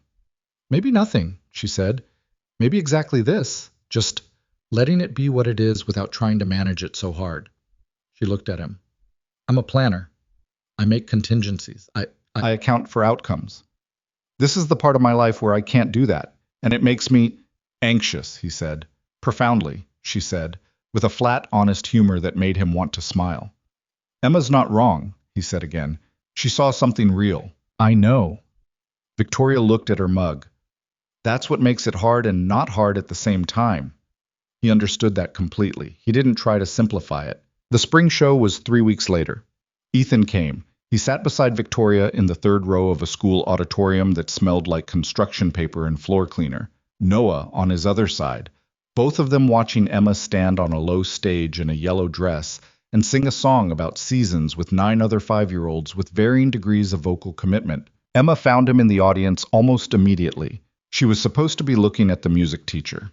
She found Ethan and gave him a small private wave with 3 fingers, barely moving her hand, the way people waved when they wanted someone to see without making a whole thing of it. He lifted his chin once, just slightly. Emma smiled and looked back at the music teacher. Beside him, Victoria said nothing, but she pressed her shoulder briefly against his in a way that was quiet and deliberate, and he let it sit there. Noah watched the performance with the focused attention of a former tree who understood stagecraft.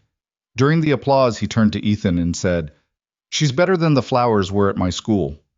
She practiced, Ethan said. It shows, Noah said approvingly. Afterward, Emma ran to them across the auditorium floor with the specific velocity of a child released from the formal requirements of standing still. She launched herself at Victoria first, then turned to Ethan and grabbed his hand with both of hers. Did you see me wave? She asked. I saw you. Was it too obvious? Nobody noticed. Emma looked relieved. Then she pulled both of them toward the table of reception food with the authority of a person who knew where the cookies were. April did what April did in Chicago. It couldn't make up its mind. Warm days that made everyone optimistic, cold days that walked those feelings back, rain that came sideways off the lake and made the whole city feel provisional. It was in April that things between Ethan and Victoria became something a different person might have called a relationship, though neither of them used that word aloud. What happened was smaller and larger than a conversation. It was the accumulation of small moments that reached a tipping point and then just were.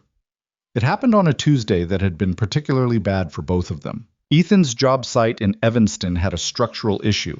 A contractor had done substandard work on a foundation pour, and Ethan had caught it, and it had turned into a three-way argument between the general contractor, the client, and the project manager, with Ethan in the middle trying to be the person who was right without making enemies he'd need later. He'd fixed it.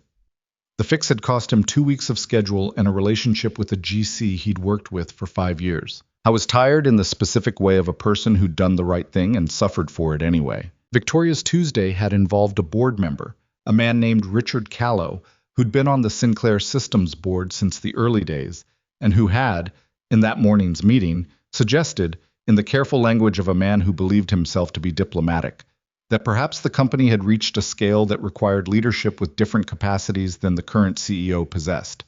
He had meant her. He had been insufficiently subtle about meaning her. She had responded in the meeting with composed, lethal precision.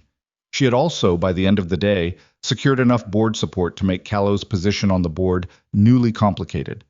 But it had cost her something. Not the fight itself, but the fact that it had happened at all. That 3 years of building this company to where it was had not been enough to make certain people stop looking at her and calculating what they could take. When she called him that evening, her voice was flat, in a way that wasn't sadness exactly. More like the specific exhaustion of a person who'd been strong all day and was running out of the energy required to continue being it. She told him what happened. He listened without interrupting, which was what she needed. She didn't need advice, she'd already handled it. She needed to say it to someone. He's been doing it in small ways for 2 years, she said. Little comments, bringing in consultants whose reports always seemed to recommend restructuring that would expand the board's authority. I saw it coming. I prepared for it. I handled it. She paused. And I still feel like I got punched. Because you did, Ethan said. The fact that you won doesn't change what he tried to do. She was quiet for a moment.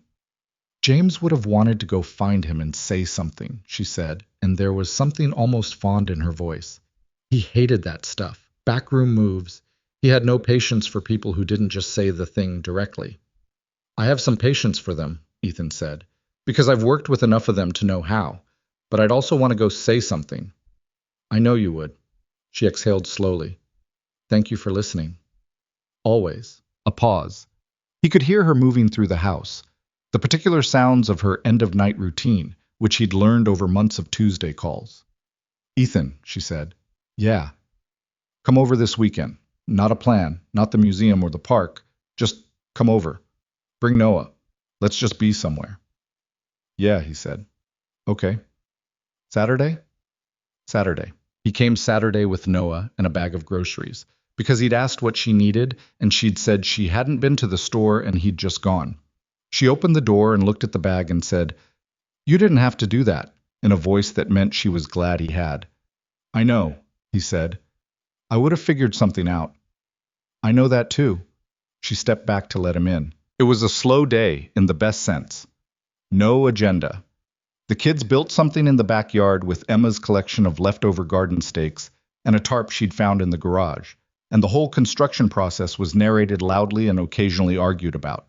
Ethan made lunch, nothing complicated, just sandwiches and soup from the groceries he'd brought, and Victoria sat on the counter while he cooked and talked about the Callow situation in the way she hadn't the night before, with more detail and some of the anger she'd been holding back. The worst part, she said, is that he didn't think he was being obvious. He thought he was being strategic. He thought I was the kind of person who wouldn't notice until it was too late. She pulled her knees up, sitting cross-legged on the counter like a college student, which was so different from her usual composed bearing that he had to work not to stare. I've been noticing since the second meeting I was ever in with him. And you waited. I waited until I had everything I needed. She looked at him. Is that cold? It's smart. James said I was the most patient person he'd ever met in a professional context and the least patient in personal ones. She said it with a complicated expression. He wasn't wrong. Are you impatient with me? She considered this with more seriousness than he'd expected. No, she said. You're the exception. A small pause. Which is either a good sign or a sign that I've run out of energy to perform patience. Very romantic, he said. She laughed, and it was the good kind, and the kitchen felt easy in a way it had been moving toward for months. After lunch, while the kids were occupied and the dishes were done, they ended up on the back steps the same way they had in February, coffee in hand, the April air cold but with less bite than before. The maple in the back corner of the yard had started to bud. Small, tentative green that might survive this time or might not, depending on what April decided to do next. Can I ask you something? Victoria said. You always ask if you can ask? You can always ask. I know. It's a habit. She looked at her coffee. What do you want, in the general sense, not about this specifically, in your life? He thought about it the way he tried to think about the real questions, without the first answer, which was usually defensive. For Noah to be okay, he said. Like, actually okay. Not just functional. To grow up and be a person who knows himself. He paused. For the work to mean something. I like building things. I'd like to keep doing it. Maybe run my own projects someday, not just for other contractors. He looked at the maple tree. Less loneliness, he said, quieter. I've been lonely for a long time. Not always, not every day, but as a background condition. He looked at her. What about you? She was quiet for a moment. I want Emma to be okay. Same thing you said. A pause. I want the company to outlast me, to be something I built that keeps going. She shifted her mug from one hand to the other. I want to stop feeling like I'm managing everything alone. She looked at him directly. I want someone to be in the room with me, the actual room, not just professionally. He held her gaze. I've been here, he said. It wasn't a claim, just a fact. I know, she said. I know you have. The kids came barreling back inside then, Emma reporting that the tarp structure had partially collapsed, but the design was sound, and Noah had identified the specific joint failure, which was a piece of tape that hadn't held, and both of them wanted to know if there was more tape in the house. Victoria directed them to the utility drawer and they disappeared again with purpose. The moment that had been building on the back steps didn't get completed in the way it had been heading, and neither of them tried to force it. Some things needed interruption. It wasn't the last chance. The week after, Noah asked Ethan a question he hadn't been ready for. They were driving home from school on a Thursday, the ordinary end-of-week tiredness settling over both of them, Noah in the back with his backpack on his lap. Dad, Noah said. Yeah. Is Victoria your girlfriend? Ethan kept his eyes on the road. He'd known this question was somewhere on the horizon. He'd thought about how to answer it and concluded, the way he usually did with Noah, that the honest version was the right one. She's someone I care about a lot, he said. That's not what I asked. I know. He signaled, changed lanes. We're figuring it out. What does that mean? It means it's not simple. Noah was quiet for a moment. Tommy Frick's dad has a girlfriend. He just says she's his girlfriend. That's good for Tommy Frick's dad. Why is ours more complicated? Ethan thought about how to say it in a way a 6-year-old could hold. Because both of us have been through some hard stuff. And when you've been through hard stuff, you take things slower to make sure you're doing it right. Noah absorbed this. So you like her? Yeah, Ethan said, I do. Does she know? I think she does. Another pause. Emma thinks she knows, Noah said. She told me her mama smiles different when you're there. Ethan stared at the road. Did she? He said. Yeah. Noah looked out the window. I think that's good. Me too, bud. He called Victoria that night and didn't tell her about the conversation with Noah immediately. They talked for a while about other things, and somewhere in the middle of it he said, I need to tell you something Emma said, apparently. What did Emma say? He told her. There was a silence on the line. I'm going to have to talk to that child about discretion, Victoria said, but her voice had something in it that wasn't anything like upset. She's 5, Ethan said. Discretion comes later. Apparently. A pause. Ethan. Yeah. She's not wrong. A beat. Quiet. I smiled different. I was sitting at his kitchen table again, same table where he'd made the first call back in November, and the apartment looked the same as it always did, and he felt entirely different than he had then. I know, he said softly. I just wanted to... She stopped. I wanted you to know that I know it, and I'm not scared of it anymore, not the same way. Okay, he said. Okay? I'm glad, he said. Really? She exhaled. Good. Now say something normal so I don't feel like I just did something embarrassing. He thought for a second. Noah wants me to get a dog. She made a noise that was halfway between a laugh and relief. What kind of dog? Something large. He was very specific that it needs to be large. Emma wants a horse. We're both in trouble. We really are. And they talked for another hour, easy and ordinary, and when he hung up, he sat there for a minute and thought about the word she'd used, anymore, and what it meant that she'd put it right there in the sentence without hedging, not scared anymore, not the same way. He thought about the spring show and Emma's three-finger wave, about Noah on the drive home deciding that smiling different was good, about Victoria on her kitchen counter talking about a board member with her knees pulled up like the composure had taken the night off. I thought about how nothing about any of it had been smooth or simple or what either of them had planned for. It had been hard in all the ways real things were hard and good, in all the ways real things were good, and the two of them had just kept showing up, imperfect and tired and carrying their histories, and it had become something. May arrived. The crocuses tried again, and this time the weather let them. The maple in Victoria's backyard went properly green. Noah's school play happened, and he delivered his narrator role with the authority of someone who had been born for it, though he would later admit to Ethan that he'd forgotten one line and improvised something that he claimed was basically the same thing. Emma came to the play.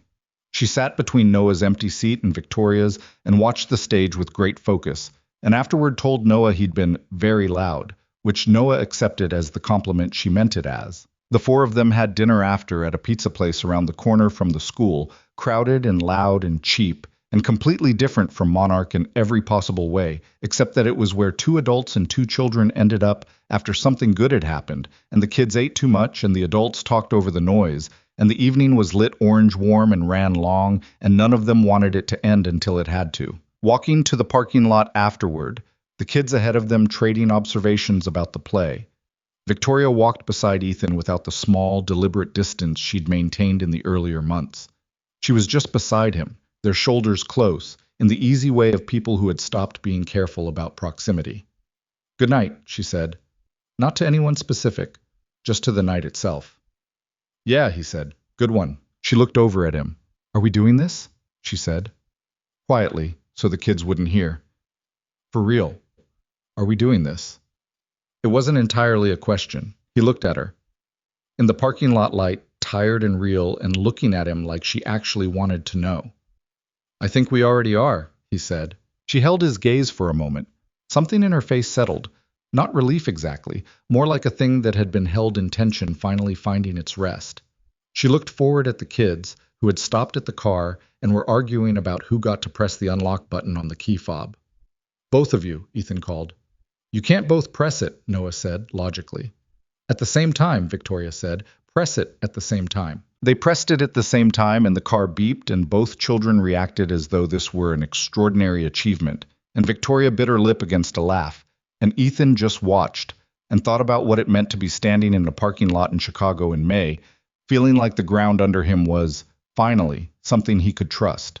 Not perfect. Not finished. Not without the fears that were still there. Quieter, but present. But real. That was enough. That had always been enough. He was just getting better at knowing it. Summer came to Chicago the way it always did after a long winter. Not gradually, but all at once. Like the city had been holding its breath and finally let go. The lake turned blue-green and the neighborhoods filled back up with people who'd been indoors since November, and the particular energy of a Midwestern summer settled in. Loud, generous, a little desperate in the way of people who knew it wouldn't last and intended to use every hour of it. Ethan noticed it in the job sites first. The crews moved differently in summer. More energy in the mornings, longer days, a kind of productive momentum that the cold months drained out of everyone. He was running 2 projects by June, the Evanston job finally back on schedule after the foundation mess in winter, and a new residential renovation in Andersonville that had come through a referral. More work than he'd had at once in 2 years. He was tired in the good way, the way where the tiredness meant something. Noah finished first grade with a report card that said he was doing well in everything except handwriting, which his teacher described as energetic, which Ethan took to mean illegible, but chose not to fight. Noah himself was unbothered by this assessment. He'd moved on from the school play narrator role with the ease of someone who'd accomplished a thing and was ready for the next thing. And his current project was a detailed illustrated book about dinosaurs he was writing and drawing himself, which currently ran to 14 pages and showed no signs of ending. Things with Victoria had settled into something that had stopped requiring definition and just was. He spent 3 nights a week at her house in Lincoln Square, or she spent evenings at his apartment, less often there because his place was smaller and because Emma had attached herself to her own room and her own backyard with the property instincts of a child who understood territory.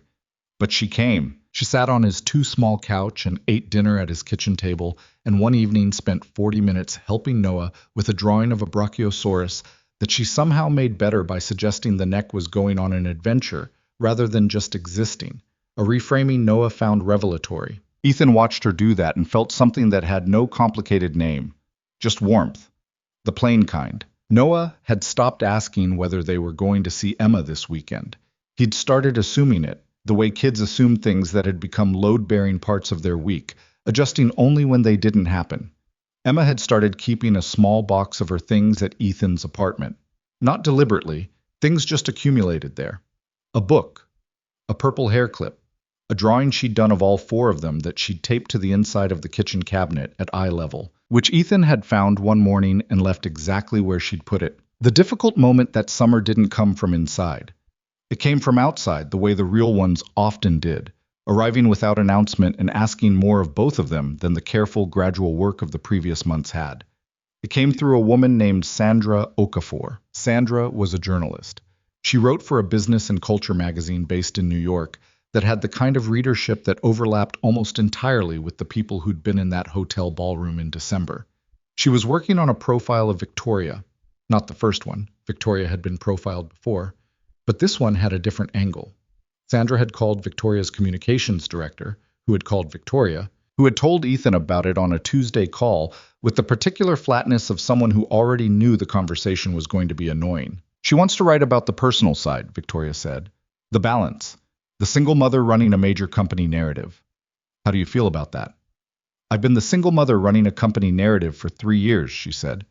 I'm tired of it. I'm a CEO who happens to be a mother, not a mother who happens to run a company. The framing always puts the weight in the wrong place. Are you going to do it? A pause. Probably.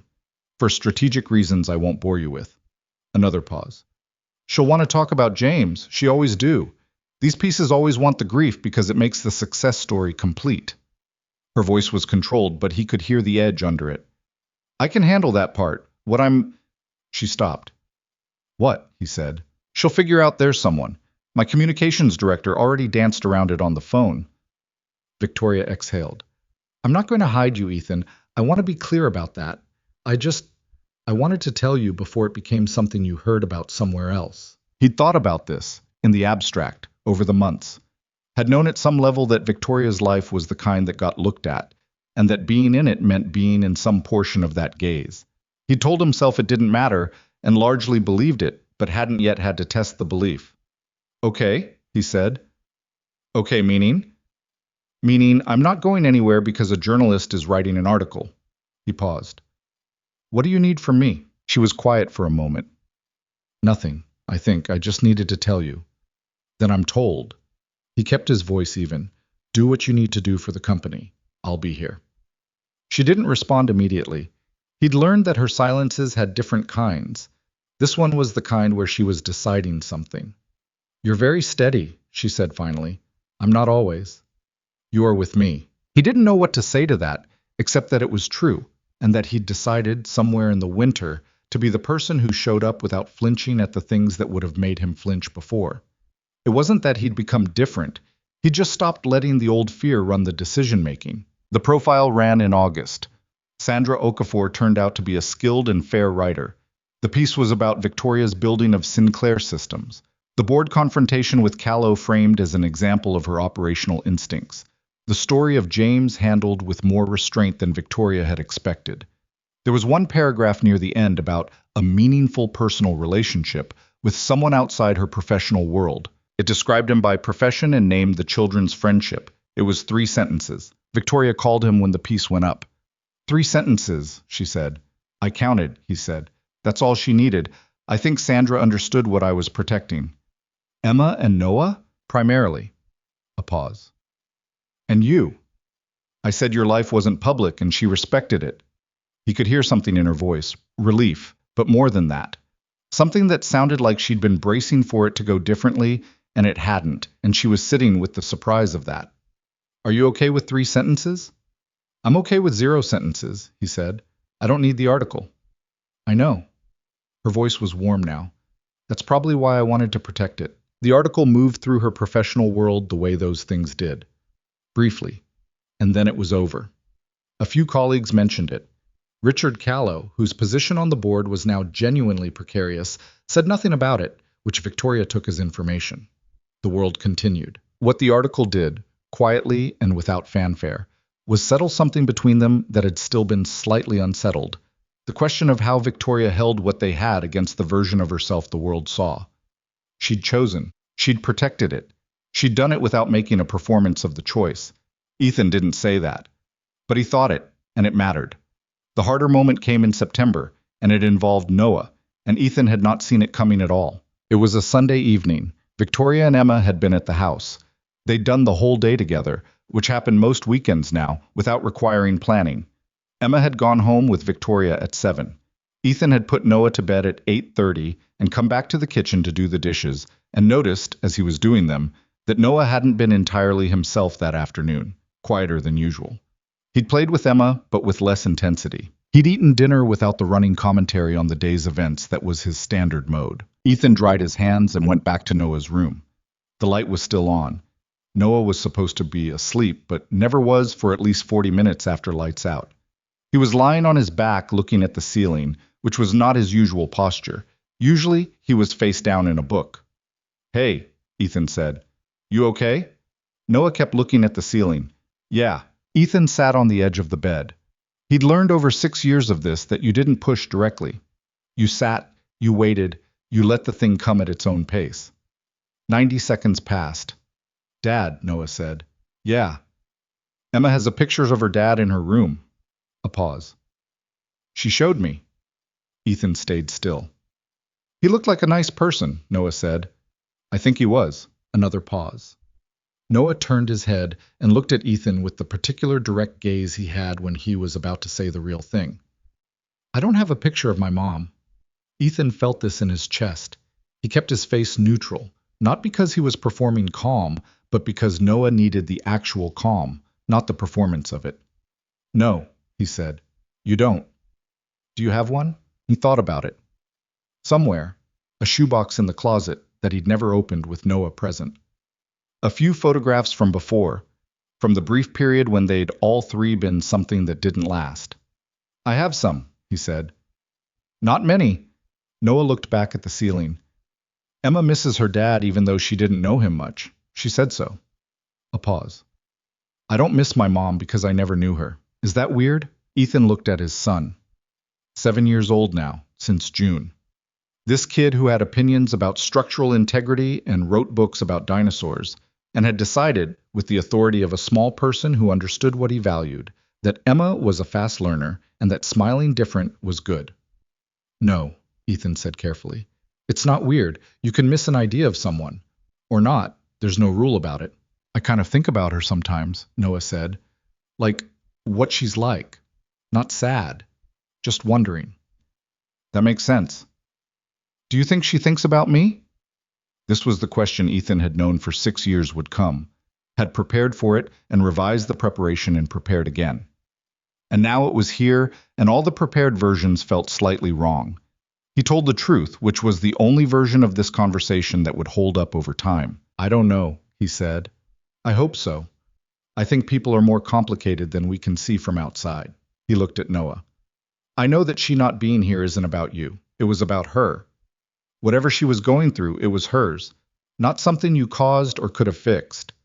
Noah was quiet for a moment. Did she leave because of me? No, Ethan said, immediately and completely. No. She left because she wasn't ready, and that's about her, not you. You were 8 months old. You were... His voice threatened to do something. He managed it. You were the best thing that existed. You still are. Noah looked at him. But she still left. Yeah, Ethan said. She did. I didn't try to make it okay. He just let the truth of it sit without trying to soften it into something it wasn't, because Noah was old enough now to feel the difference. That's sad, Noah said, with the matter-of-fact tone of a child landing on a conclusion. Yeah, Ethan said. It is. Noah was quiet for a minute. Then he said, Victoria's nice. She is. She's not my mom. No, she's not. But she's... Noah seemed to be trying to find a word for a thing that didn't have an easy one. She's our person now, right? Ethan looked at him. Yeah, he said, she is. Noah nodded, apparently satisfied. He reached down and pulled his dinosaur book off the floor, cracked it open, and resumed reading with the ease of someone who had resolved a thing that needed resolving. Good night, Ethan said. Night, Dad. Ethan went back to the kitchen and stood at the sink for a moment with his hands on the counter and the particular feeling of having gotten through something by the skin of his teeth. Not because he'd handled it wrong, because it was hard, and hard things felt that way even when you did them right. He texted Victoria. Not the full conversation, just, Noah asked about his mom tonight. He's okay. I'm okay. Just needed to tell someone. She replied in 4 minutes. Are you sure you're okay? Yes, he wrote. I'm here if you're not, she wrote back. He put his phone down and finished the dishes and went to bed and lay there in the dark for a while thinking about what Noah had said. She's our person now. And how a 7-year-old had found the words for something 2 adults had been working around for months, because children had that gift sometimes, the gift of naming things plainly before they learned to be complicated about it. Emma's birthday was October. She turned 6 the way she did most things, with great seriousness and specific opinions. She wanted a party at the Botanical Gardens, which Victoria had arranged with the kind of organizational precision that made Ethan slightly in awe of her, even after a year of watching her work. There were lights strung through the garden structures, tables with autumn flowers.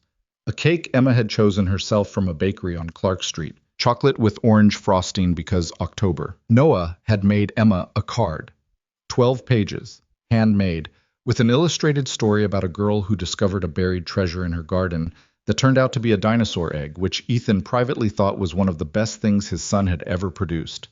Emma read it 3 times and then carried it around for the rest of the party. Ethan stood with Victoria near the garden path, while the kids ran through the small crowd of Emma's school friends. The party at that specific good point where everything was happening and nobody needed anything from the adults for a few minutes. She's 6, Victoria said. She was watching Emma with an expression Ethan had come to know. The fierce, exhausted, completely involuntary love of a parent watching their child exist in the world. She is, he said. She was 3 when James died. Victoria's voice was quiet. She's been 3 years without him. She's had 3 years of him and 3 years without, and they're even now. She paused. I don't know why that particular math hits me every year. Because it's real, Ethan said. Yeah. She watched Emma take Noah's hand and pull him toward a garden light. She's okay. She's genuinely okay. She is. She's more than okay. Victoria shook her head slightly, not in disagreement, but in the way of someone who is moved by a fact and can't entirely hold it. She's herself, completely herself. I don't know where she got it. You, Ethan said. She got it from you. Victoria looked at him. The way she looks at things, he said. The way she decides what matters and doesn't care about the rest. That's you. She held his gaze for a moment.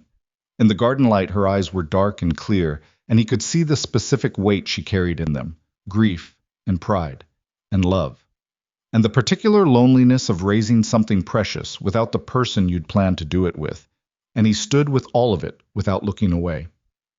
I want to say something to you, she said. Okay, I've been trying to figure out when to say it for about 3 months. She looked down briefly, then back up. I love you. She said it without performance, quietly, directly, in the way she said the things that mattered. I don't mean it the way people mean it when they're trying to say the right thing. I mean, I love who you are and how you are and the way you're in this with us. A pause. I needed you to know that. He looked at her for a moment. The party moved around them, children laughing, the low sound of adult conversation, the garden lights warm against the October dark. I love you, he said. Simple, the same way she'd said it. I've known it since February, maybe before. I was waiting until it felt less terrifying. Does it still feel terrifying? A little, he said honestly. Good, she said. I'd be worried if it didn't.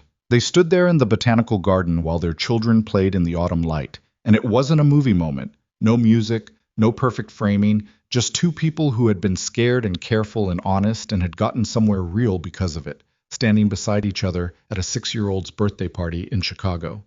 Emma appeared suddenly, grabbing Victoria's hand with both of hers. Mama, the cake is ready. Already? Mrs. Torres says so. Emma looked at Ethan. Her expression did the evaluating thing it did. Are you going to stay for cake? Definitely staying for cake, Ethan said. Emma nodded, satisfied, and pulled her mother toward the table where the chocolate cake with orange frosting was waiting.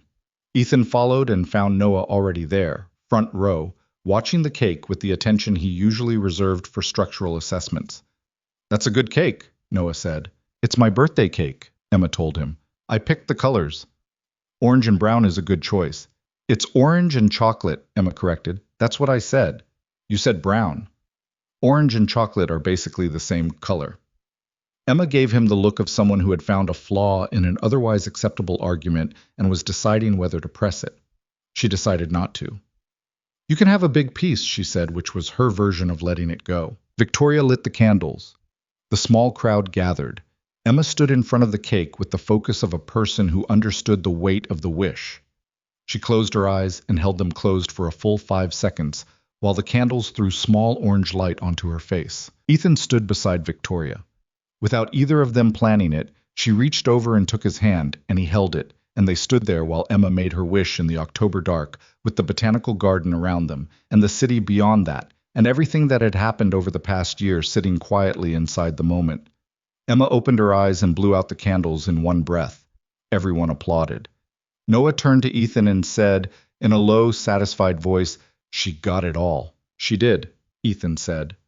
There was a question Ethan had been carrying since the summer, when he'd bought a small ring from a jeweler in Logan Square and put it in the shoebox in his closet, not the shoebox with the old photographs, a different one, and had been trying to figure out the right moment ever since. The truth was there was no right moment. He'd come to understand that over the past year. He'd spent most of his life waiting for conditions to be correct and missing things while he waited. Victoria had taught him that, without meaning to, just by the way she operated, the way she said, "I'm scared, but I'm doing it anyway," and then did it anyway. He'd told Marcus about the ring in August. Marcus had said finally, with a conviction that suggested he'd been waiting for this since approximately November of the previous year, which Ethan found both annoying and fair. He hadn't told Victoria. He hadn't told Noah because Noah could not reliably hold information that excited him, a limitation Noah himself acknowledged without shame. He'd told Emma, not intentionally. It had happened because Emma had a quality, which was the quality of being completely present with the person she was talking to, that made you say things you hadn't planned to say. They'd been in Victoria's backyard one afternoon in September, just the two of them, because Noah was at the bathroom and Victoria was on a call, and Emma had been looking at him with that serious, evaluating look. "Are you going to stay?" Emma had asked, simply, directly, the way she asked things. He'd looked at her. At this small person in her yellow jacket with mud on one boot who had introduced herself to his son by asking about dinosaurs, and who had waved at him with 3 fingers from a stage, and who kept a box of her things in his kitchen cabinet. "Yes," he had said. "I'm going to stay." Emma had looked at him for another moment. For always? He'd thought about the ring in the shoebox, about timing and conditions and all the ways he'd taught himself to wait. "I want to ask your mama something," he'd said, "when the time is right." Emma had tilted her head. "About staying for always?" "About that, yeah." Emma had nodded with the gravity she brought to important information. "She'll say yes," she said, with complete certainty, and then went back to her stick project in the garden dirt. He'd sat there for a second processing the confidence of a 5-year-old, now 6, who believed certain things absolutely and was not conflicted about them. He decided, standing in the botanical garden with the birthday candles just blown out, and his hand in Victoria's and Noah discussing the cake with Emma, that the right moment wasn't something you waited for. It was something you made out of ordinary material, in a place that meant something because you'd put meaning into it with your time and your showing up and your choosing, over and over, without guarantee. He squeezed Victoria's hand once. She looked at him. "Later," he said quietly. I need to tell you something later. She read his face the way she'd gotten good at reading it over a year of this. Something shifted in her expression, not quite understanding, but something adjacent to it, something that knew. Okay, she said. They ate cake. Emma declared it the best cake in the history of cakes, which Noah assessed and confirmed was accurate. The party wound down in the slow, natural way of good things ending. Guests leaving in small groups, children getting tired, the garden lights staying warm against the cooling air. When the last guests had gone, and Emma was asleep in Victoria's arms, genuinely crashed this time, and Noah was sitting on a garden bench with his head tilted against Ethan's shoulder, doing the thing where he was awake but barely. Ethan looked at Victoria across their sleeping children and said quietly, "I have something in my coat pocket." Victoria looked at him. In the remaining garden light, the party cleared away, and the four of them the only ones left. She looked at him with those dark, steady eyes and said nothing. He reached into his inside coat pocket and brought out the small box and held it in his hand without opening it. "I'm not doing this correctly," he said. "There's no speech. I don't have a speech." "Ethan, I know it's Emma's birthday, and that's probably not ideal timing, and Noah is half asleep on my shoulder." He stopped. "But I've been waiting for the right moment for 3 months. And I asked Emma about it in September, and she told me you'd say yes, and I trust her judgment." Victoria's expression did several things in quick succession. Surprise, the beginning of something larger, and then the specific contained emotion of a person trying not to feel too much in a public space, even though the public had all gone home. "You asked Emma," she said. "Not exactly. She extracted it from me. There's a difference." Noah lifted his head from Ethan's shoulder. "What's happening?" he said, half asleep. "I'm asking your mom something," Ethan said. Noah blinked at the box, then at Victoria, then back at Ethan with the evaluating look he shared, without knowing it, with Emma. "Is this the thing?" he said. "This is the thing." Noah sat up straighter, nudged Emma. "Emma," he said, "wake up." Emma stirred against Victoria's shoulder and opened her eyes partway. She looked around, looked at Ethan, looked at the box, and whatever sleep had been in her face cleared, just briefly, because she had been told in September and had been holding the information with the care of someone who understood its weight. "Oh," Emma said softly. Ethan looked at Victoria. "I'm not the person you planned for," he said. "I know that. I know what you had, and what it cost you to lose it. I'm not asking you to replace anything." He held her gaze. "I'm just a guy who showed up to the wrong restaurant with his kid and sat down across from someone who changed what he thought his life was going to look like." He paused. "I want to stay for always. For you, and for Emma. I want Noah to have a home that's got all four of us in it." He opened the box. "If you want that too." The botanical garden was quiet. The city moved beyond the walls. Victoria looked at the ring and then at him, and her eyes were bright in the way of someone who had decided they were allowed to feel this. "Emma told you I'd say yes," she said. "She was very certain." Victoria looked at her daughter. Emma, still held in her mother's arms, looked back with the patience of someone who had already done the math. "Did you know about this?" Victoria asked her. "A little," Emma said. "And you kept it secret." Emma considered this. "I kept it safe," she said, which was different and more accurate, and both of them knew it. Victoria looked at Ethan. "Yes," she said, "not complicated, just that." Noah made a sound that was not quite a word but expressed his position clearly. Emma put both arms around her mother's neck and held on, and Victoria held her and reached her other hand toward Ethan, and he took it, and the four of them stayed like that in the October garden for a moment that wasn't perfect in any external sense. A sleeping child woken up, no music, a man without a speech, but was completely real, which was the only thing it needed to be. Later, driving home with Noah. Genuinely asleep in the back seat this time, Ethan thought about the shoebox with the old photographs. He'd looked at them once, earlier in the year, without really intending to. His ex-wife's face, young, and already leaving in some way even in the early pictures, and Noah as a baby, round-faced and unaware. He thought about his mother's garden and the Latin names he hadn't paid attention to, about his father going interior, and how Ethan had promised himself at 14 he'd be the kind of person who didn't do that, and how he'd spent years being uncertain whether he'd kept that promise. He thought about a 6-year-old pulling him through a restaurant door on the grounds of hunger. The thing about second chances, he understood now, the thing nobody told you. was that they didn't announce themselves. They didn't come with a clear sign that said, "This is it. This is the thing you get to do over." They came as ordinary nights with canceled babysitters and wrong restaurants, and two small children deciding, independently and correctly, that the adults needed to stop waiting for conditions to be right. He'd spent years thinking he wasn't the kind of person who got the good version of things. Not because he was broken, but because the good version seemed to require some quality. He wasn't sure he had. Some ease with the world. Some fit with the spaces luck lived in. He'd been wrong about that. Not in the way of a story where someone gets what they deserve because they're good. That wasn't how it worked, and he'd seen enough to know it.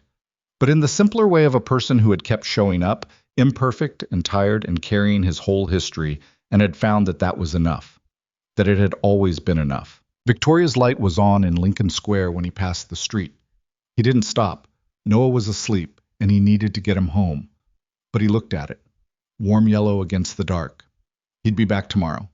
He'd be back because there was a box of Emma's things in his kitchen cabinet, and a ring on Victoria's finger, and a 7-year-old in the back seat who had declared she's our person now, with the authority of someone who had made his own peace with how life arranged itself when you let it. He'd be back because that was what staying meant.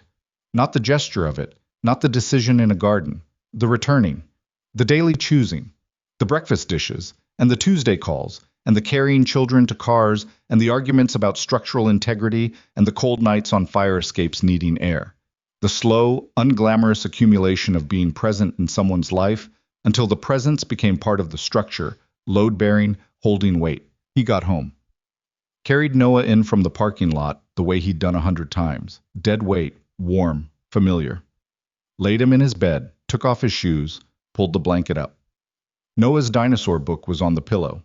14 pages, handmade, the story not finished yet. He stood in the doorway for a second. "Good night, bud," he said quietly. Noah didn't answer. He was already in the deep, uncomplicated sleep of a child who had gone to a birthday party and seen something important happen and eaten too much cake and had no outstanding worries about the morning. Ethan went to the kitchen, left the light on over the sink the way he always did, stood for a moment in the quiet apartment with the refrigerator hum and the street sounds, and the particular feeling of a night that had meant something settling into its place among the other nights. He looked at the cabinet above the counter. Through the door, he couldn't see Emma's drawing, the one she'd taped inside at eye level, 4 figures in crayon, labeled in her handwriting that was still working on itself.